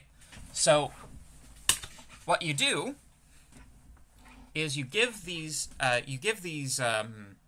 photographs out, say via a web service like CAPTCHA, and you have a whole bunch of users associate these images with either a cat or a dog label. Incidentally, this is, you guys have been doing that CAPTCHA where it's like click all of the pictures that include a stoplight, or click all the pictures that include a turn sign, or a yield sign, stuff like that. They are generating data sets for use in autonomous vehicle machine learning algorithms, right? Those images, you are associating those images with various traffic signs, and those are then being used to either train or test machine learning algorithms. So that's what that is. You are whenever you do one of those CAPTCHAs, you are participating in the eventual takeover of humanity by self-driving cars, and the elimination of driving as an employment category, which is the largest employment category for human males in North America, I believe. So thanks very much for that. So anyway, so you've got all these pictures, you have labels associated with them. The computer's job is to try to come up with some statistical mechanism for determining why each picture is associated with one label or another. It's not like the why, or it's not a why question, it's a how question, right? It'll look at the particular pixels and the numbers in there to try to, suss out, what makes a dog a dog, what makes a cat, particularly in terms of photographs, right? So yeah, the kind of the big thing about machine learning algorithms is that we don't necessarily know what mechanism the computer comes up with in order to make that distinction. In fact, we might not be capable of understanding the distinction that the computer is making to tell one thing from the other. That's why it's kind of interesting. That's why it's called artificial intelligence. So, you know, once you have trained a supervised learning system to, for example, be able to tell the difference between cats and dogs in photographs, you can then come up with, you then test that algorithm against pictures that it hasn't seen yet, and you see how accurate it is. You know, there's always going to be some degree of inaccuracy, but, you know, maybe you can hit 80% accuracy, and maybe that's good enough. So that's supervised learning. Unsupervised learning is the computer is given inputs without any labels. So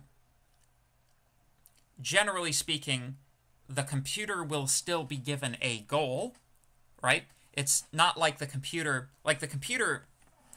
has to have some mechanism for evaluating whether or not the progress is being made towards or away from the particular goal that that it's trying to achieve, right? There are a number of examples of this that sort of spring to my mind. If any of you, I notice a few of you are interested in video games and stuff to do with video games, which is good and cool.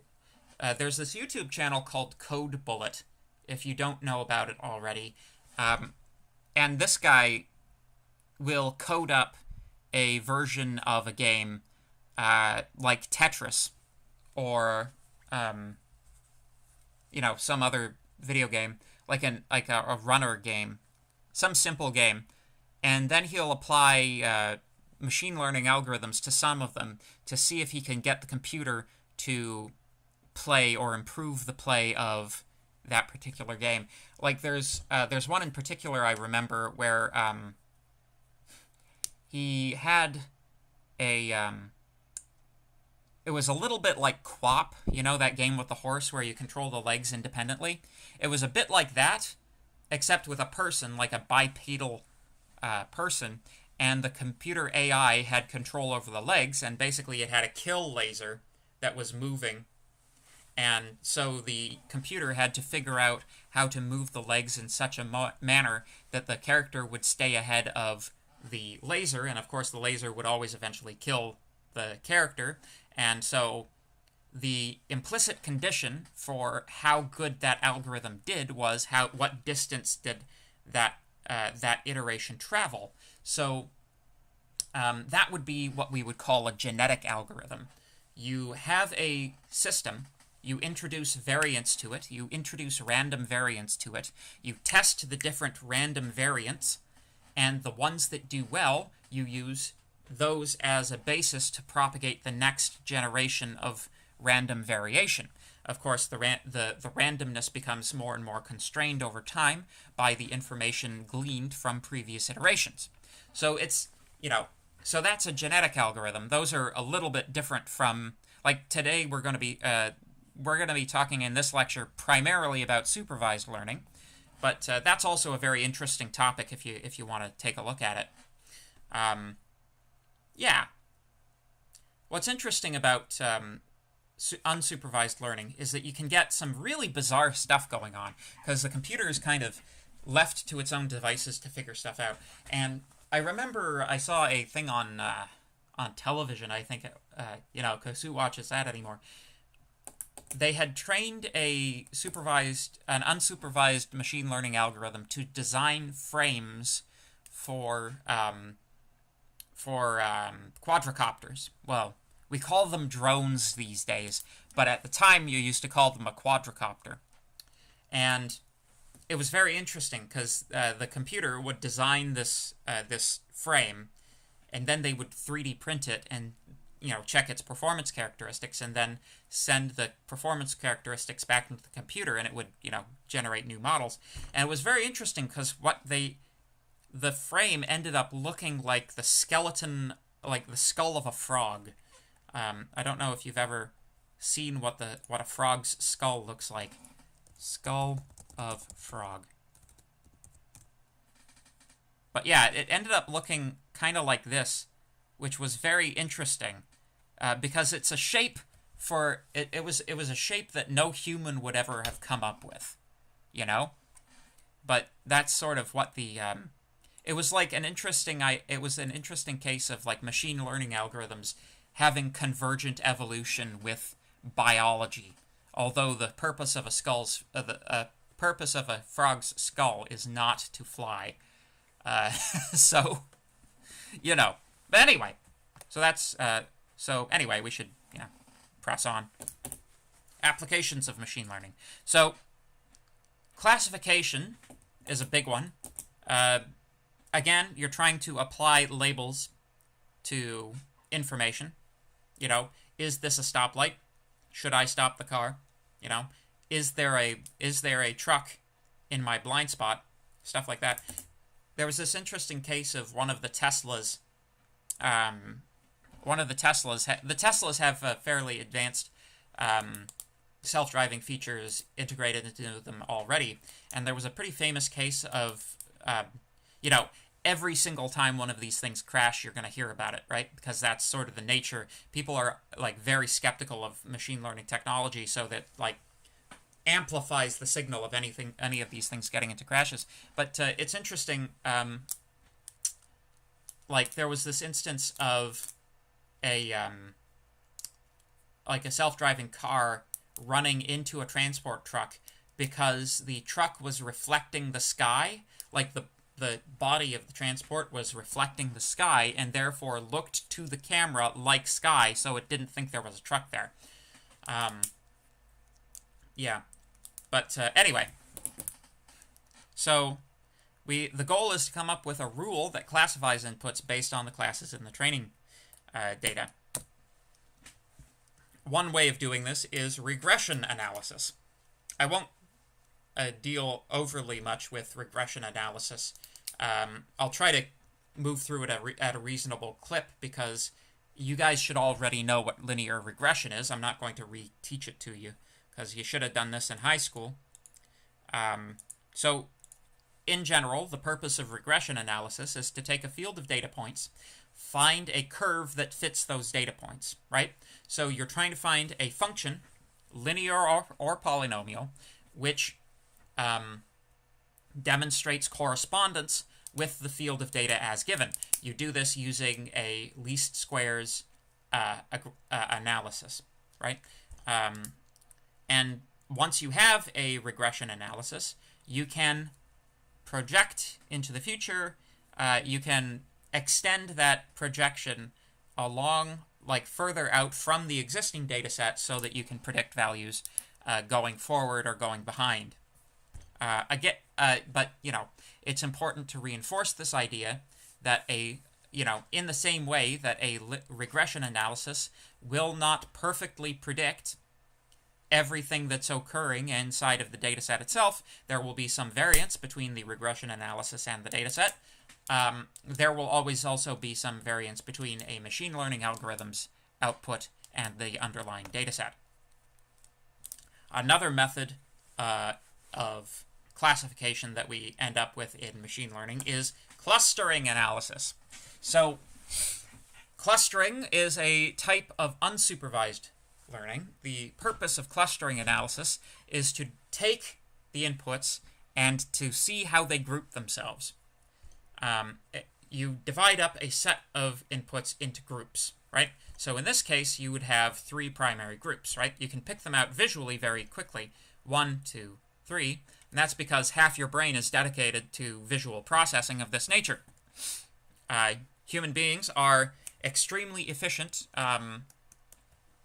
processors of visual information. I believe it is something like half of our brain is dedicated to the visual cortex, or half of the cerebral cortex is the visual cortex, something like that. It's some enormous amount. But anyway. So the idea is that these groups are not known in advance. We want to classify these groups based on the similarity of the characteristics they present. So, for example, here's an example classification problem. Let's say we have a list of old dead guys, mostly Americans. I'm not sure why there aren't any Canadians on this list. I don't know. I don't know if, no, nationality is listed and they're all American or French. I don't know why. I think there should be Canadians on this list. But anyway, so we've got a bunch of people. They have a nationality and they have a height listed, and we have labeled them A or B. If we just take a moment to examine this data set, you will probably pretty quickly come to the conclusion that the label seems to be based primarily on the height of the height of the person. However, when it comes to a machine learning algorithm, the machine learning algorithm goes in completely agnostic of any rules related to the interpretation of the data. So it will consider that that nationality figures into it prominently. It will consider whether, the names figure into it prominently. Perhaps everything labeled A has a W in it. It'll pick up on stuff like that. So if we had a new feature vector, so these are called feature vectors. The reason that we call them vectors is to create a correspondence with geometry. So if you imagine consider just these two, nationality and height. If you considered nationality as being like on a scale from, if you mapped these to numbers, right? If America was 1 and French was 2, right? Then you would have height, which would also be a number, and label could also be mapped to a number. You can interpret this in terms of geometric space, which we're going to see in a bit. But if we had another person, Thomas Jefferson, nationality American, height 189 centimeters, if you were to predict a label for this, that would likely be A, because it's that where we recognize it primarily as being distinguished by height. So, interesting note, Napoleon was not actually that short. The reason that Napoleon gets caricatured as being short is primarily because the English foot was slightly shorter than the French foot at the time, because this was before the standardization of measurements. So, Napoleon, being like 5 French feet, in England, 5 feet is not as tall as 5 feet at the time French feet. So, so English cartoonists got the idea that Napoleon was short. Napoleon was actually of like normal person height. So, yeah. That's in case you were interested in that. Anyway, so in unsupervised learning, feature vectors are given without any classification. Clustering is used to try to find clusters of similar feature vectors. But how do you measure similarity? There's a question. So, we will do it mathematically. We will construct a numerical vector representing our features, and then we will compute the distance between those vectors. So, let's take a different data set. Let us consider animals and their features. Cobra, rattlesnake, boa constrictor, alligator, dart frog, salmon, and, of course, python. We have whether they are egg-laying, whether they have scales, whether they are poisonous, cold-blooded, and how many legs they have. And we have whether or not they are a reptile. So, we can convert these to feature vectors. So, if we say, for example, that true is 1 and false is 0, we end up with something that looks like this. Now, I would argue, given that the mathematical way that we're distinguishing between these things, the mathematical way we're using to distinguish these things is distance. So what you really want to do, unless you want the number of legs to be 4 times as powerful when determining clustering as anything else, what you need to do is you need to normalize you should normalize all of your all of your features so that they have the same magnitude. They have the same scale, right? So I'm going to...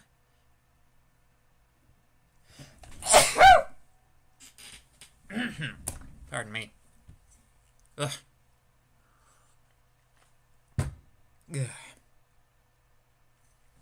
So, you want to normalize these so that everything is at the same scale, right? Otherwise, when you calculate the difference between 4 and 0 is 4 times the distance between 1 and 0, so the legs category is going to have 4 times the effect as the rest of the categories on, you know, how much it pulls the clustering analysis. Am I still getting comments, or is it... If I'm doing good, give me a thumbs up. I'd like to know that the comments are still working. So we could use regular Euclidean analysis to do this, which is to say, we could use simple Pythagorean theorem, or the extension of Pythagorean theorem into multidimensional space, or we could use this other thing called Minkowski distance. This is also sometimes known as taxicab metric. So the idea is, rather than having partial values, we would have our distance must follow whole values. So it's really for every... excellent, thank you. For every parameter, we just calculate the raw distance, and we skip the step where we take the square root of all of it. We just we skip the step where we square it and take the square root. My camera is frozen again. Ah, jeez. I had this fixed. Why is it not fixed anymore? Ah.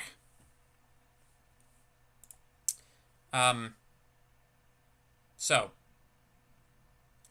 the green line here is Euclidean distance, and either the red, the blue, or the yellow lines here are all the correct Minkowski distances. So in Euclidean geometry, the shortest distance between 2 points is a straight line, and there is no distance, there is no corresponding... There's no other choice, right? The shortest distance is always a straight line, and there's always only one straight line.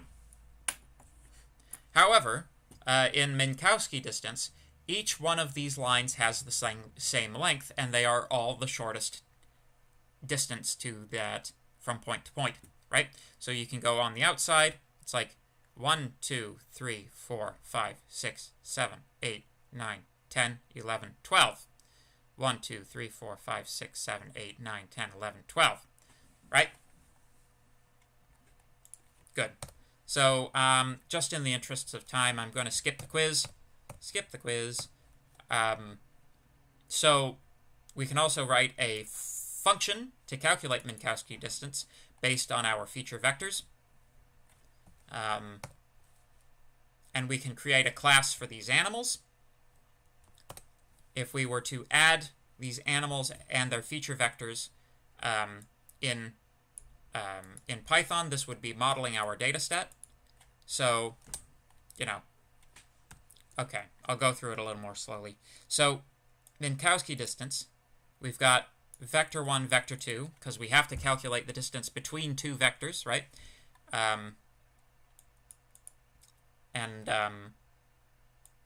P would be the number of features in the feature vector.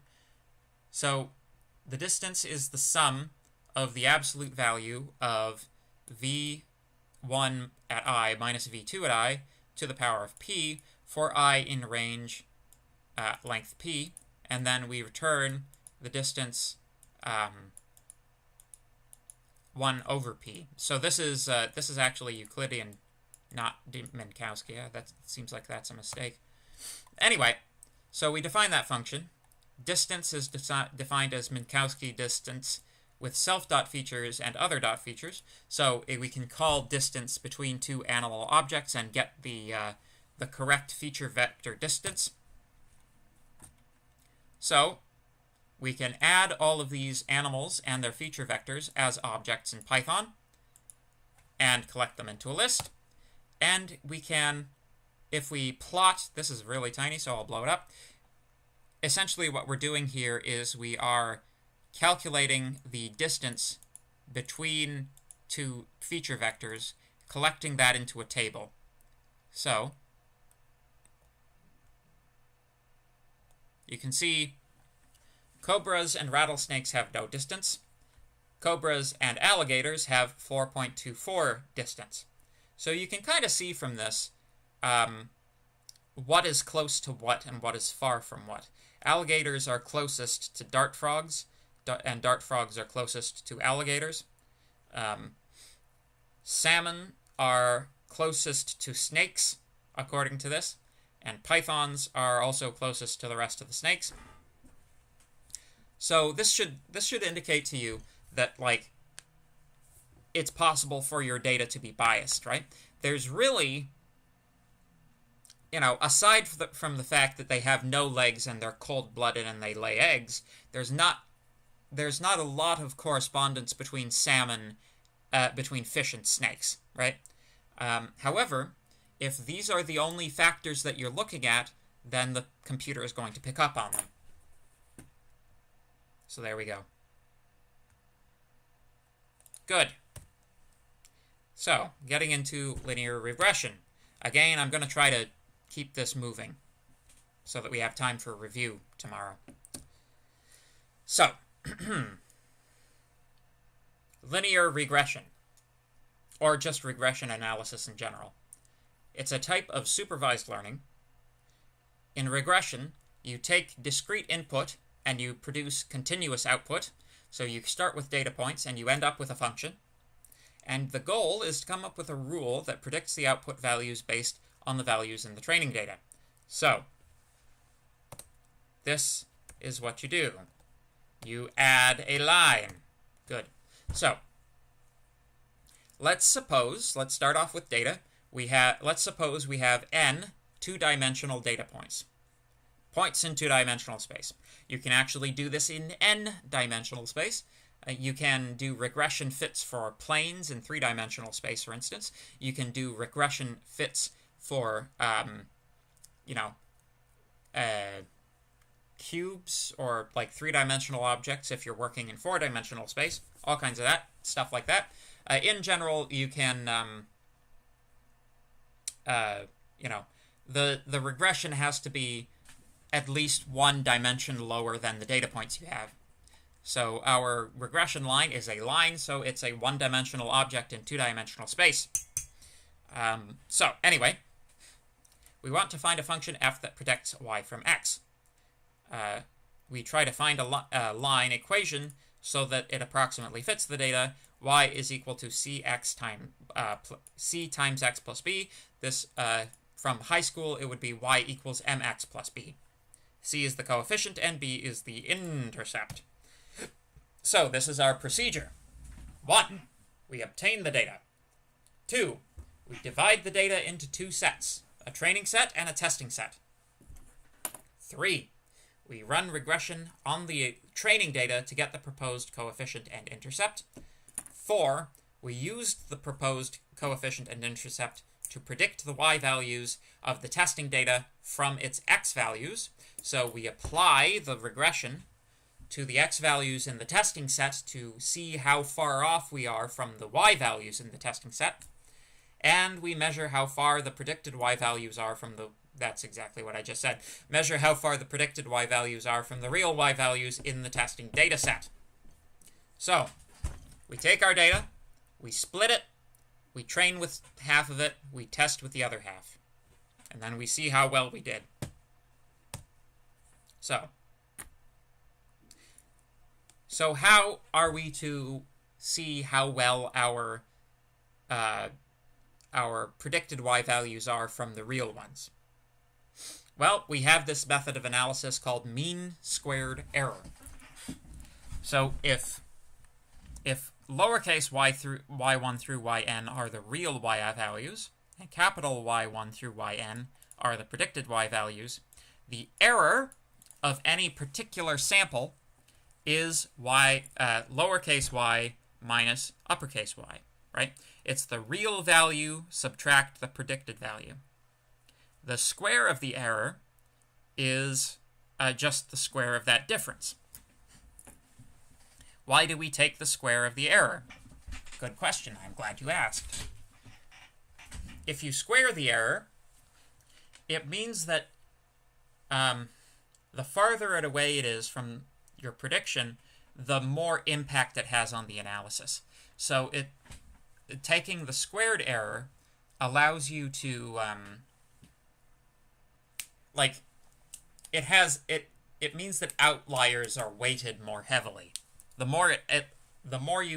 further an outlier is from your data set, the more heavily it'll impact how accurate your results are. The mean squared error is just the average of all of the squared errors in the sample. So there you go.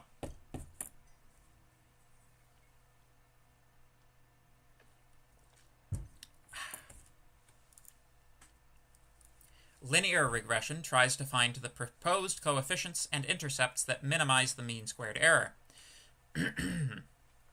This is called least squares estimation.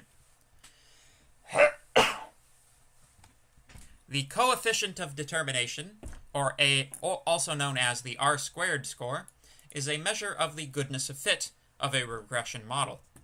So R-squared equaling 1 implies perfect fit. R-squared equaling 0 implies no better fit than a horizontal line. We can use Scikit-Learn for linear regression and other machine learning tools in Python. It's pre-installed in Anaconda. It's also on Jupyter Hub if you want to try it out on Jupyter.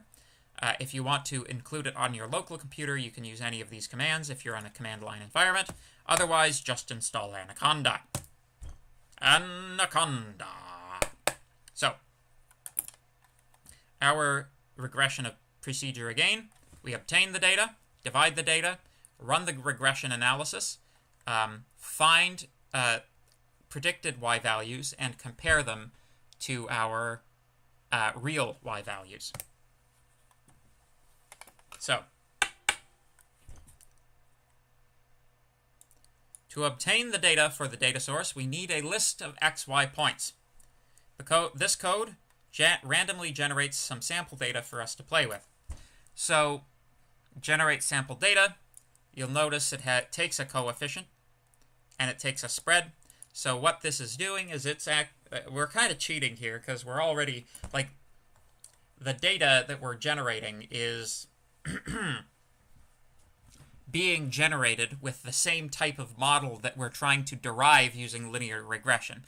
So eventually we'll be able to see how well our model predicts the intercept and slope that we wanted from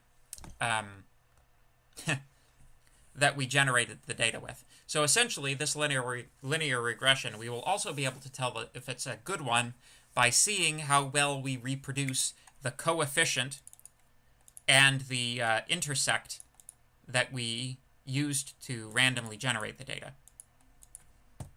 So, once we have the data, we need to split the data. So the best practice is to split the data into two data sets, but the manner in which you split the data matters. You can't just take the first half and say that's the first one, and take the second half and say that's the second one. That's a bad way to do it. If you're taking data in real life, it's very likely that as a human being, the way in which you take the data will change as you take the data. This is not necessarily a bad thing. It could be that, you're becoming more efficient as time goes on at performing the task. That's what human beings do, generally speaking. If we perform a task the first few times, it's like not as efficient, and then by the 50th time, you've got it down pretty well.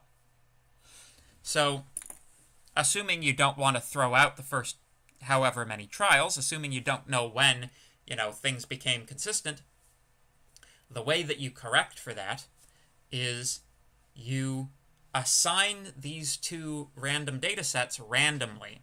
So basically you randomly generate either a 1 or a 0, and then you, for every element in the data set, you shunt it one way or the other based on a randomly generated number. This means that any biases that occur in your data from being, measured first or anything like that, think about a stopwatch, right? If you are timing something 50 times, by the 50th time, you're getting pretty good at timing it, right? So if you randomly divide up that data into, a left group and a right group, or a training group and a testing group, then any biases that might occur because of the position of the data within the data set are going to be mitigated. They're going to be divided evenly, so it won't matter. So you want to, again, this is like any biases that you as the human introduce to the data will be picked up on by the computer analysis. Absolutely. That's because the computer doesn't have any model for the data outside of the data you give it, right? A human being always has a context within which the data is occurring, right?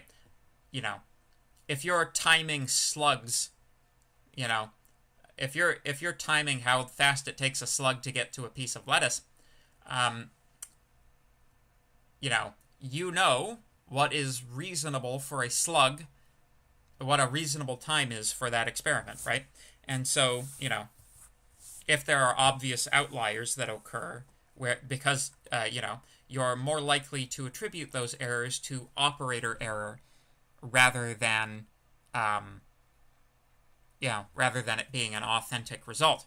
Of course, this is much better when you are doing this yourself to your own data than when you're doing it to other people's data, because you don't know the conditions of the experiment unless you performed the experiment.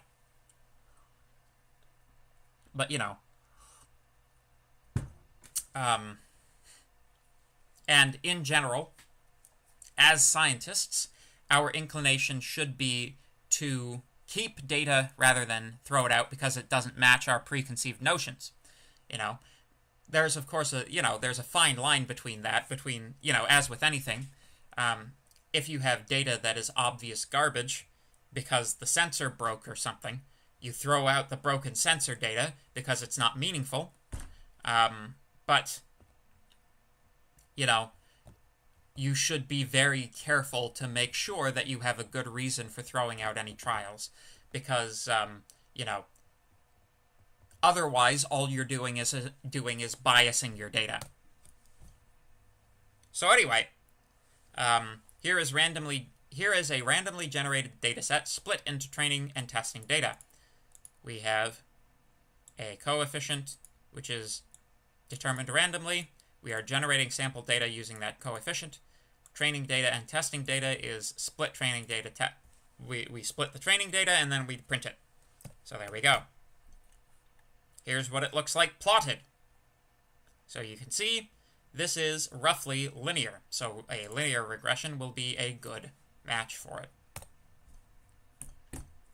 Are there any questions so far? I'd like to take a moment just to see if everybody's still cool with all of this, and maybe check to see if my camera is frozen again. It is! Jesus Christ.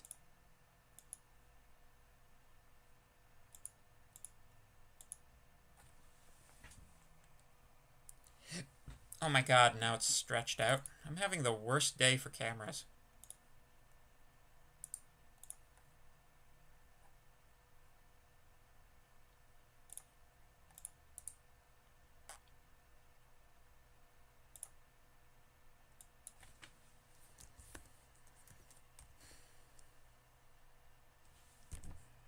Oh yeah, that's why.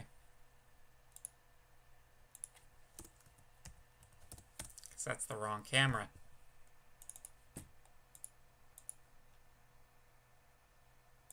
That's better.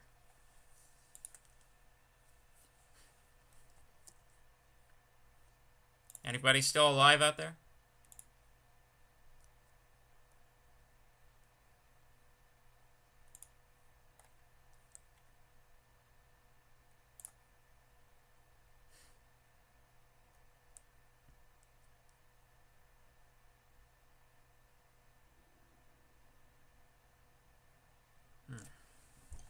Okay. You're alive. Good. Glad to hear you guys are alive.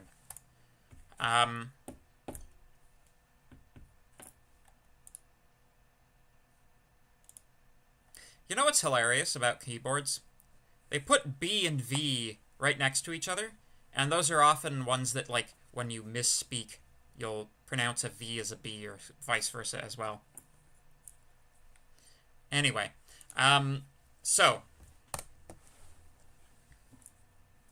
we can then run linear regression on this training data.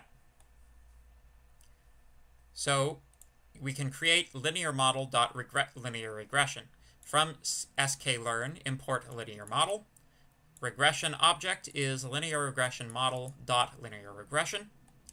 You train it using a fix 1D array xtrain.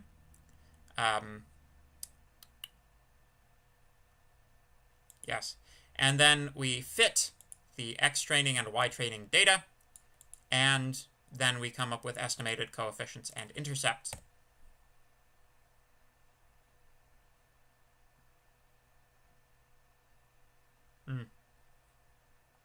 You once got your keyboard to be in the ABC order, so first row started with ABC. And well, I mean,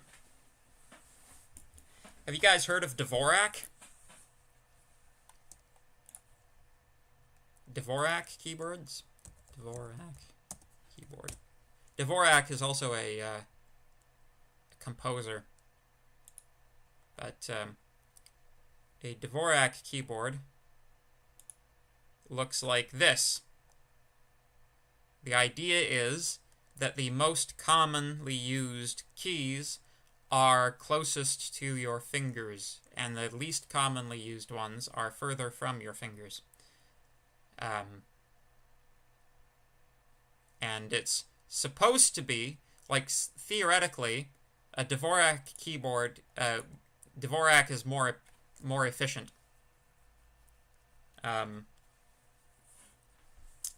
Because your fingers don't, like, it minimizes finger travel distance, so hypothetically there's a higher skill cap on Dvorak keyboards than on QWERTY keyboards. But the thing about QWERTY is, like, it's like,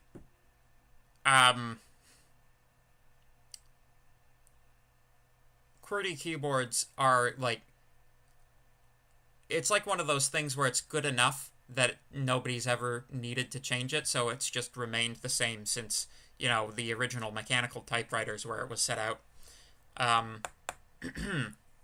Yeah, I would say that probably the thing about a Dvorak keyboard is if you're going to buy a Dvorak keyboard, you're probably going to be spending money on it, so like you're more likely to have a higher quality keyboard anyway, so it's not necessarily it's like, I'm not sure how much of it is the Dvorak layout and how much of it is the fact that you're probably buying a more expensive keyboard. But QWERTY keyboard has been implemented for a very long time. Yeah, it goes back, I think, to the original typewriters. Yeah. Anyway, getting off topic.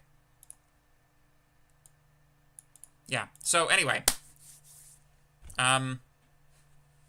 Scikit-Learn expects that we are doing complicated data sets in high dimensions, so you have to do the extra step to convert a basic 2D regression using the function below, fix 1D array, numpy.array l reshape 1, -1, 1. So that you just have to use that. Just needs to be said. So we predict the y value of the testing data from its x values, use the proposed coefficient and intercept to predict the y values of the testing data from its x values, plot the points and the predicted line side by side. So you access that by going regression.predict x-test. So you don't have to manually extract the coefficient and the intercept and construct your own function from it. You can just feed it data points, and it will give you its predictions. So there you go. And now we measure how far the predicted y values are from the real y values in the testing data. Mean squared, error smaller is better. R squared score closer to 1 is better. You can do this in higher dimensionality, 3-dimensional data points or d-dimensional data points. You just have C1 times x1 plus C2 times x2 plus C3 times x3, etc., etc., etc., and then you still have an intercept at the end. So, for example, if you had data points in 3D, you would map a plane onto that. I'm not sure if you guys have done higher dimensional geometry when you guys did linear algebra. If you've done linear algebra, probably some of you have not done linear algebra. If you do linear algebra, you'll see this kind of stuff. It's not on the test. Don't worry. So yeah. So I think rather than get into our next one, which is classification, we'll just leave it there. Thank you very much for your time and attention, folks. If you're watching this with some degree of temporal displacement, we are going to be having a review session next week. It feels like it's weeks, but it's actually days. Tomorrow, we will have a review session. Please bring some problems. I will not, if you guys don't bring me problems you want covered or topics you want covered, then I won't have anything to do. I will just sit there sipping my tea, looking into my camera, and making nonchalant comments about Pokemon games. So yeah, please bring some problems. Don't forget to do your course evaluations, please. I think you have till the end of the week to do them. And, yeah, yep. Whenever we finish the machine learning, we'll just go immediately into the review session. So I expect super good attendance numbers tomorrow. Yay! Anyway, I suppose for people who are not capable of watching the stream concurrently and aren't just being lazy because it's in the morning, you can also send me your questions for the review session by email, and I'll do my best. I'll probably give priority to people who are actually there concurrently, but if you send me questions by email, I will put those in the review session. Do a gaming stream. Too much work, man. I got too much work to do a gaming stream. I'll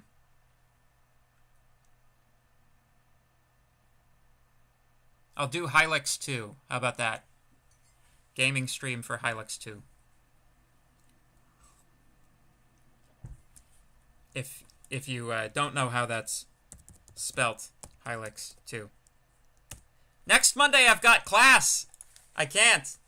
It's yeah, I'm starting in at 1xc3 immediately next Monday. So next Monday morning I have a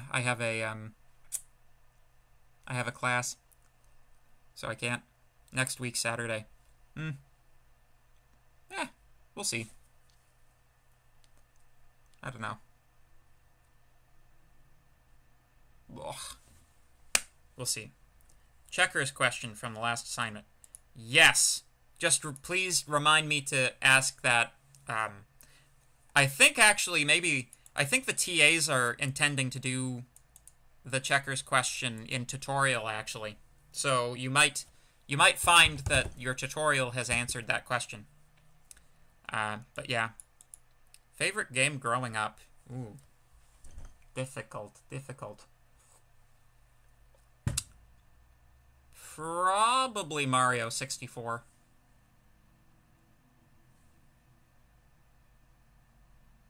Yeah.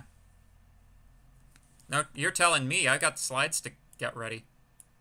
He says, Next Monday is the next summer school course. There's no time to breathe. Yeah, no, it's a very aggressive schedule, but, you know, I am the one who asked for it, so, you know, money. You gotta get money. Money, money, money, money, money. Gotta pay that mortgage.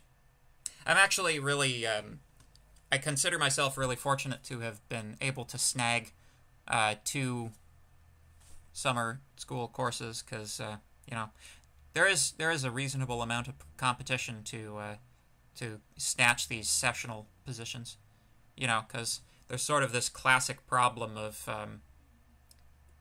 oversupply and under demand when it comes to people with PhDs these days in academia.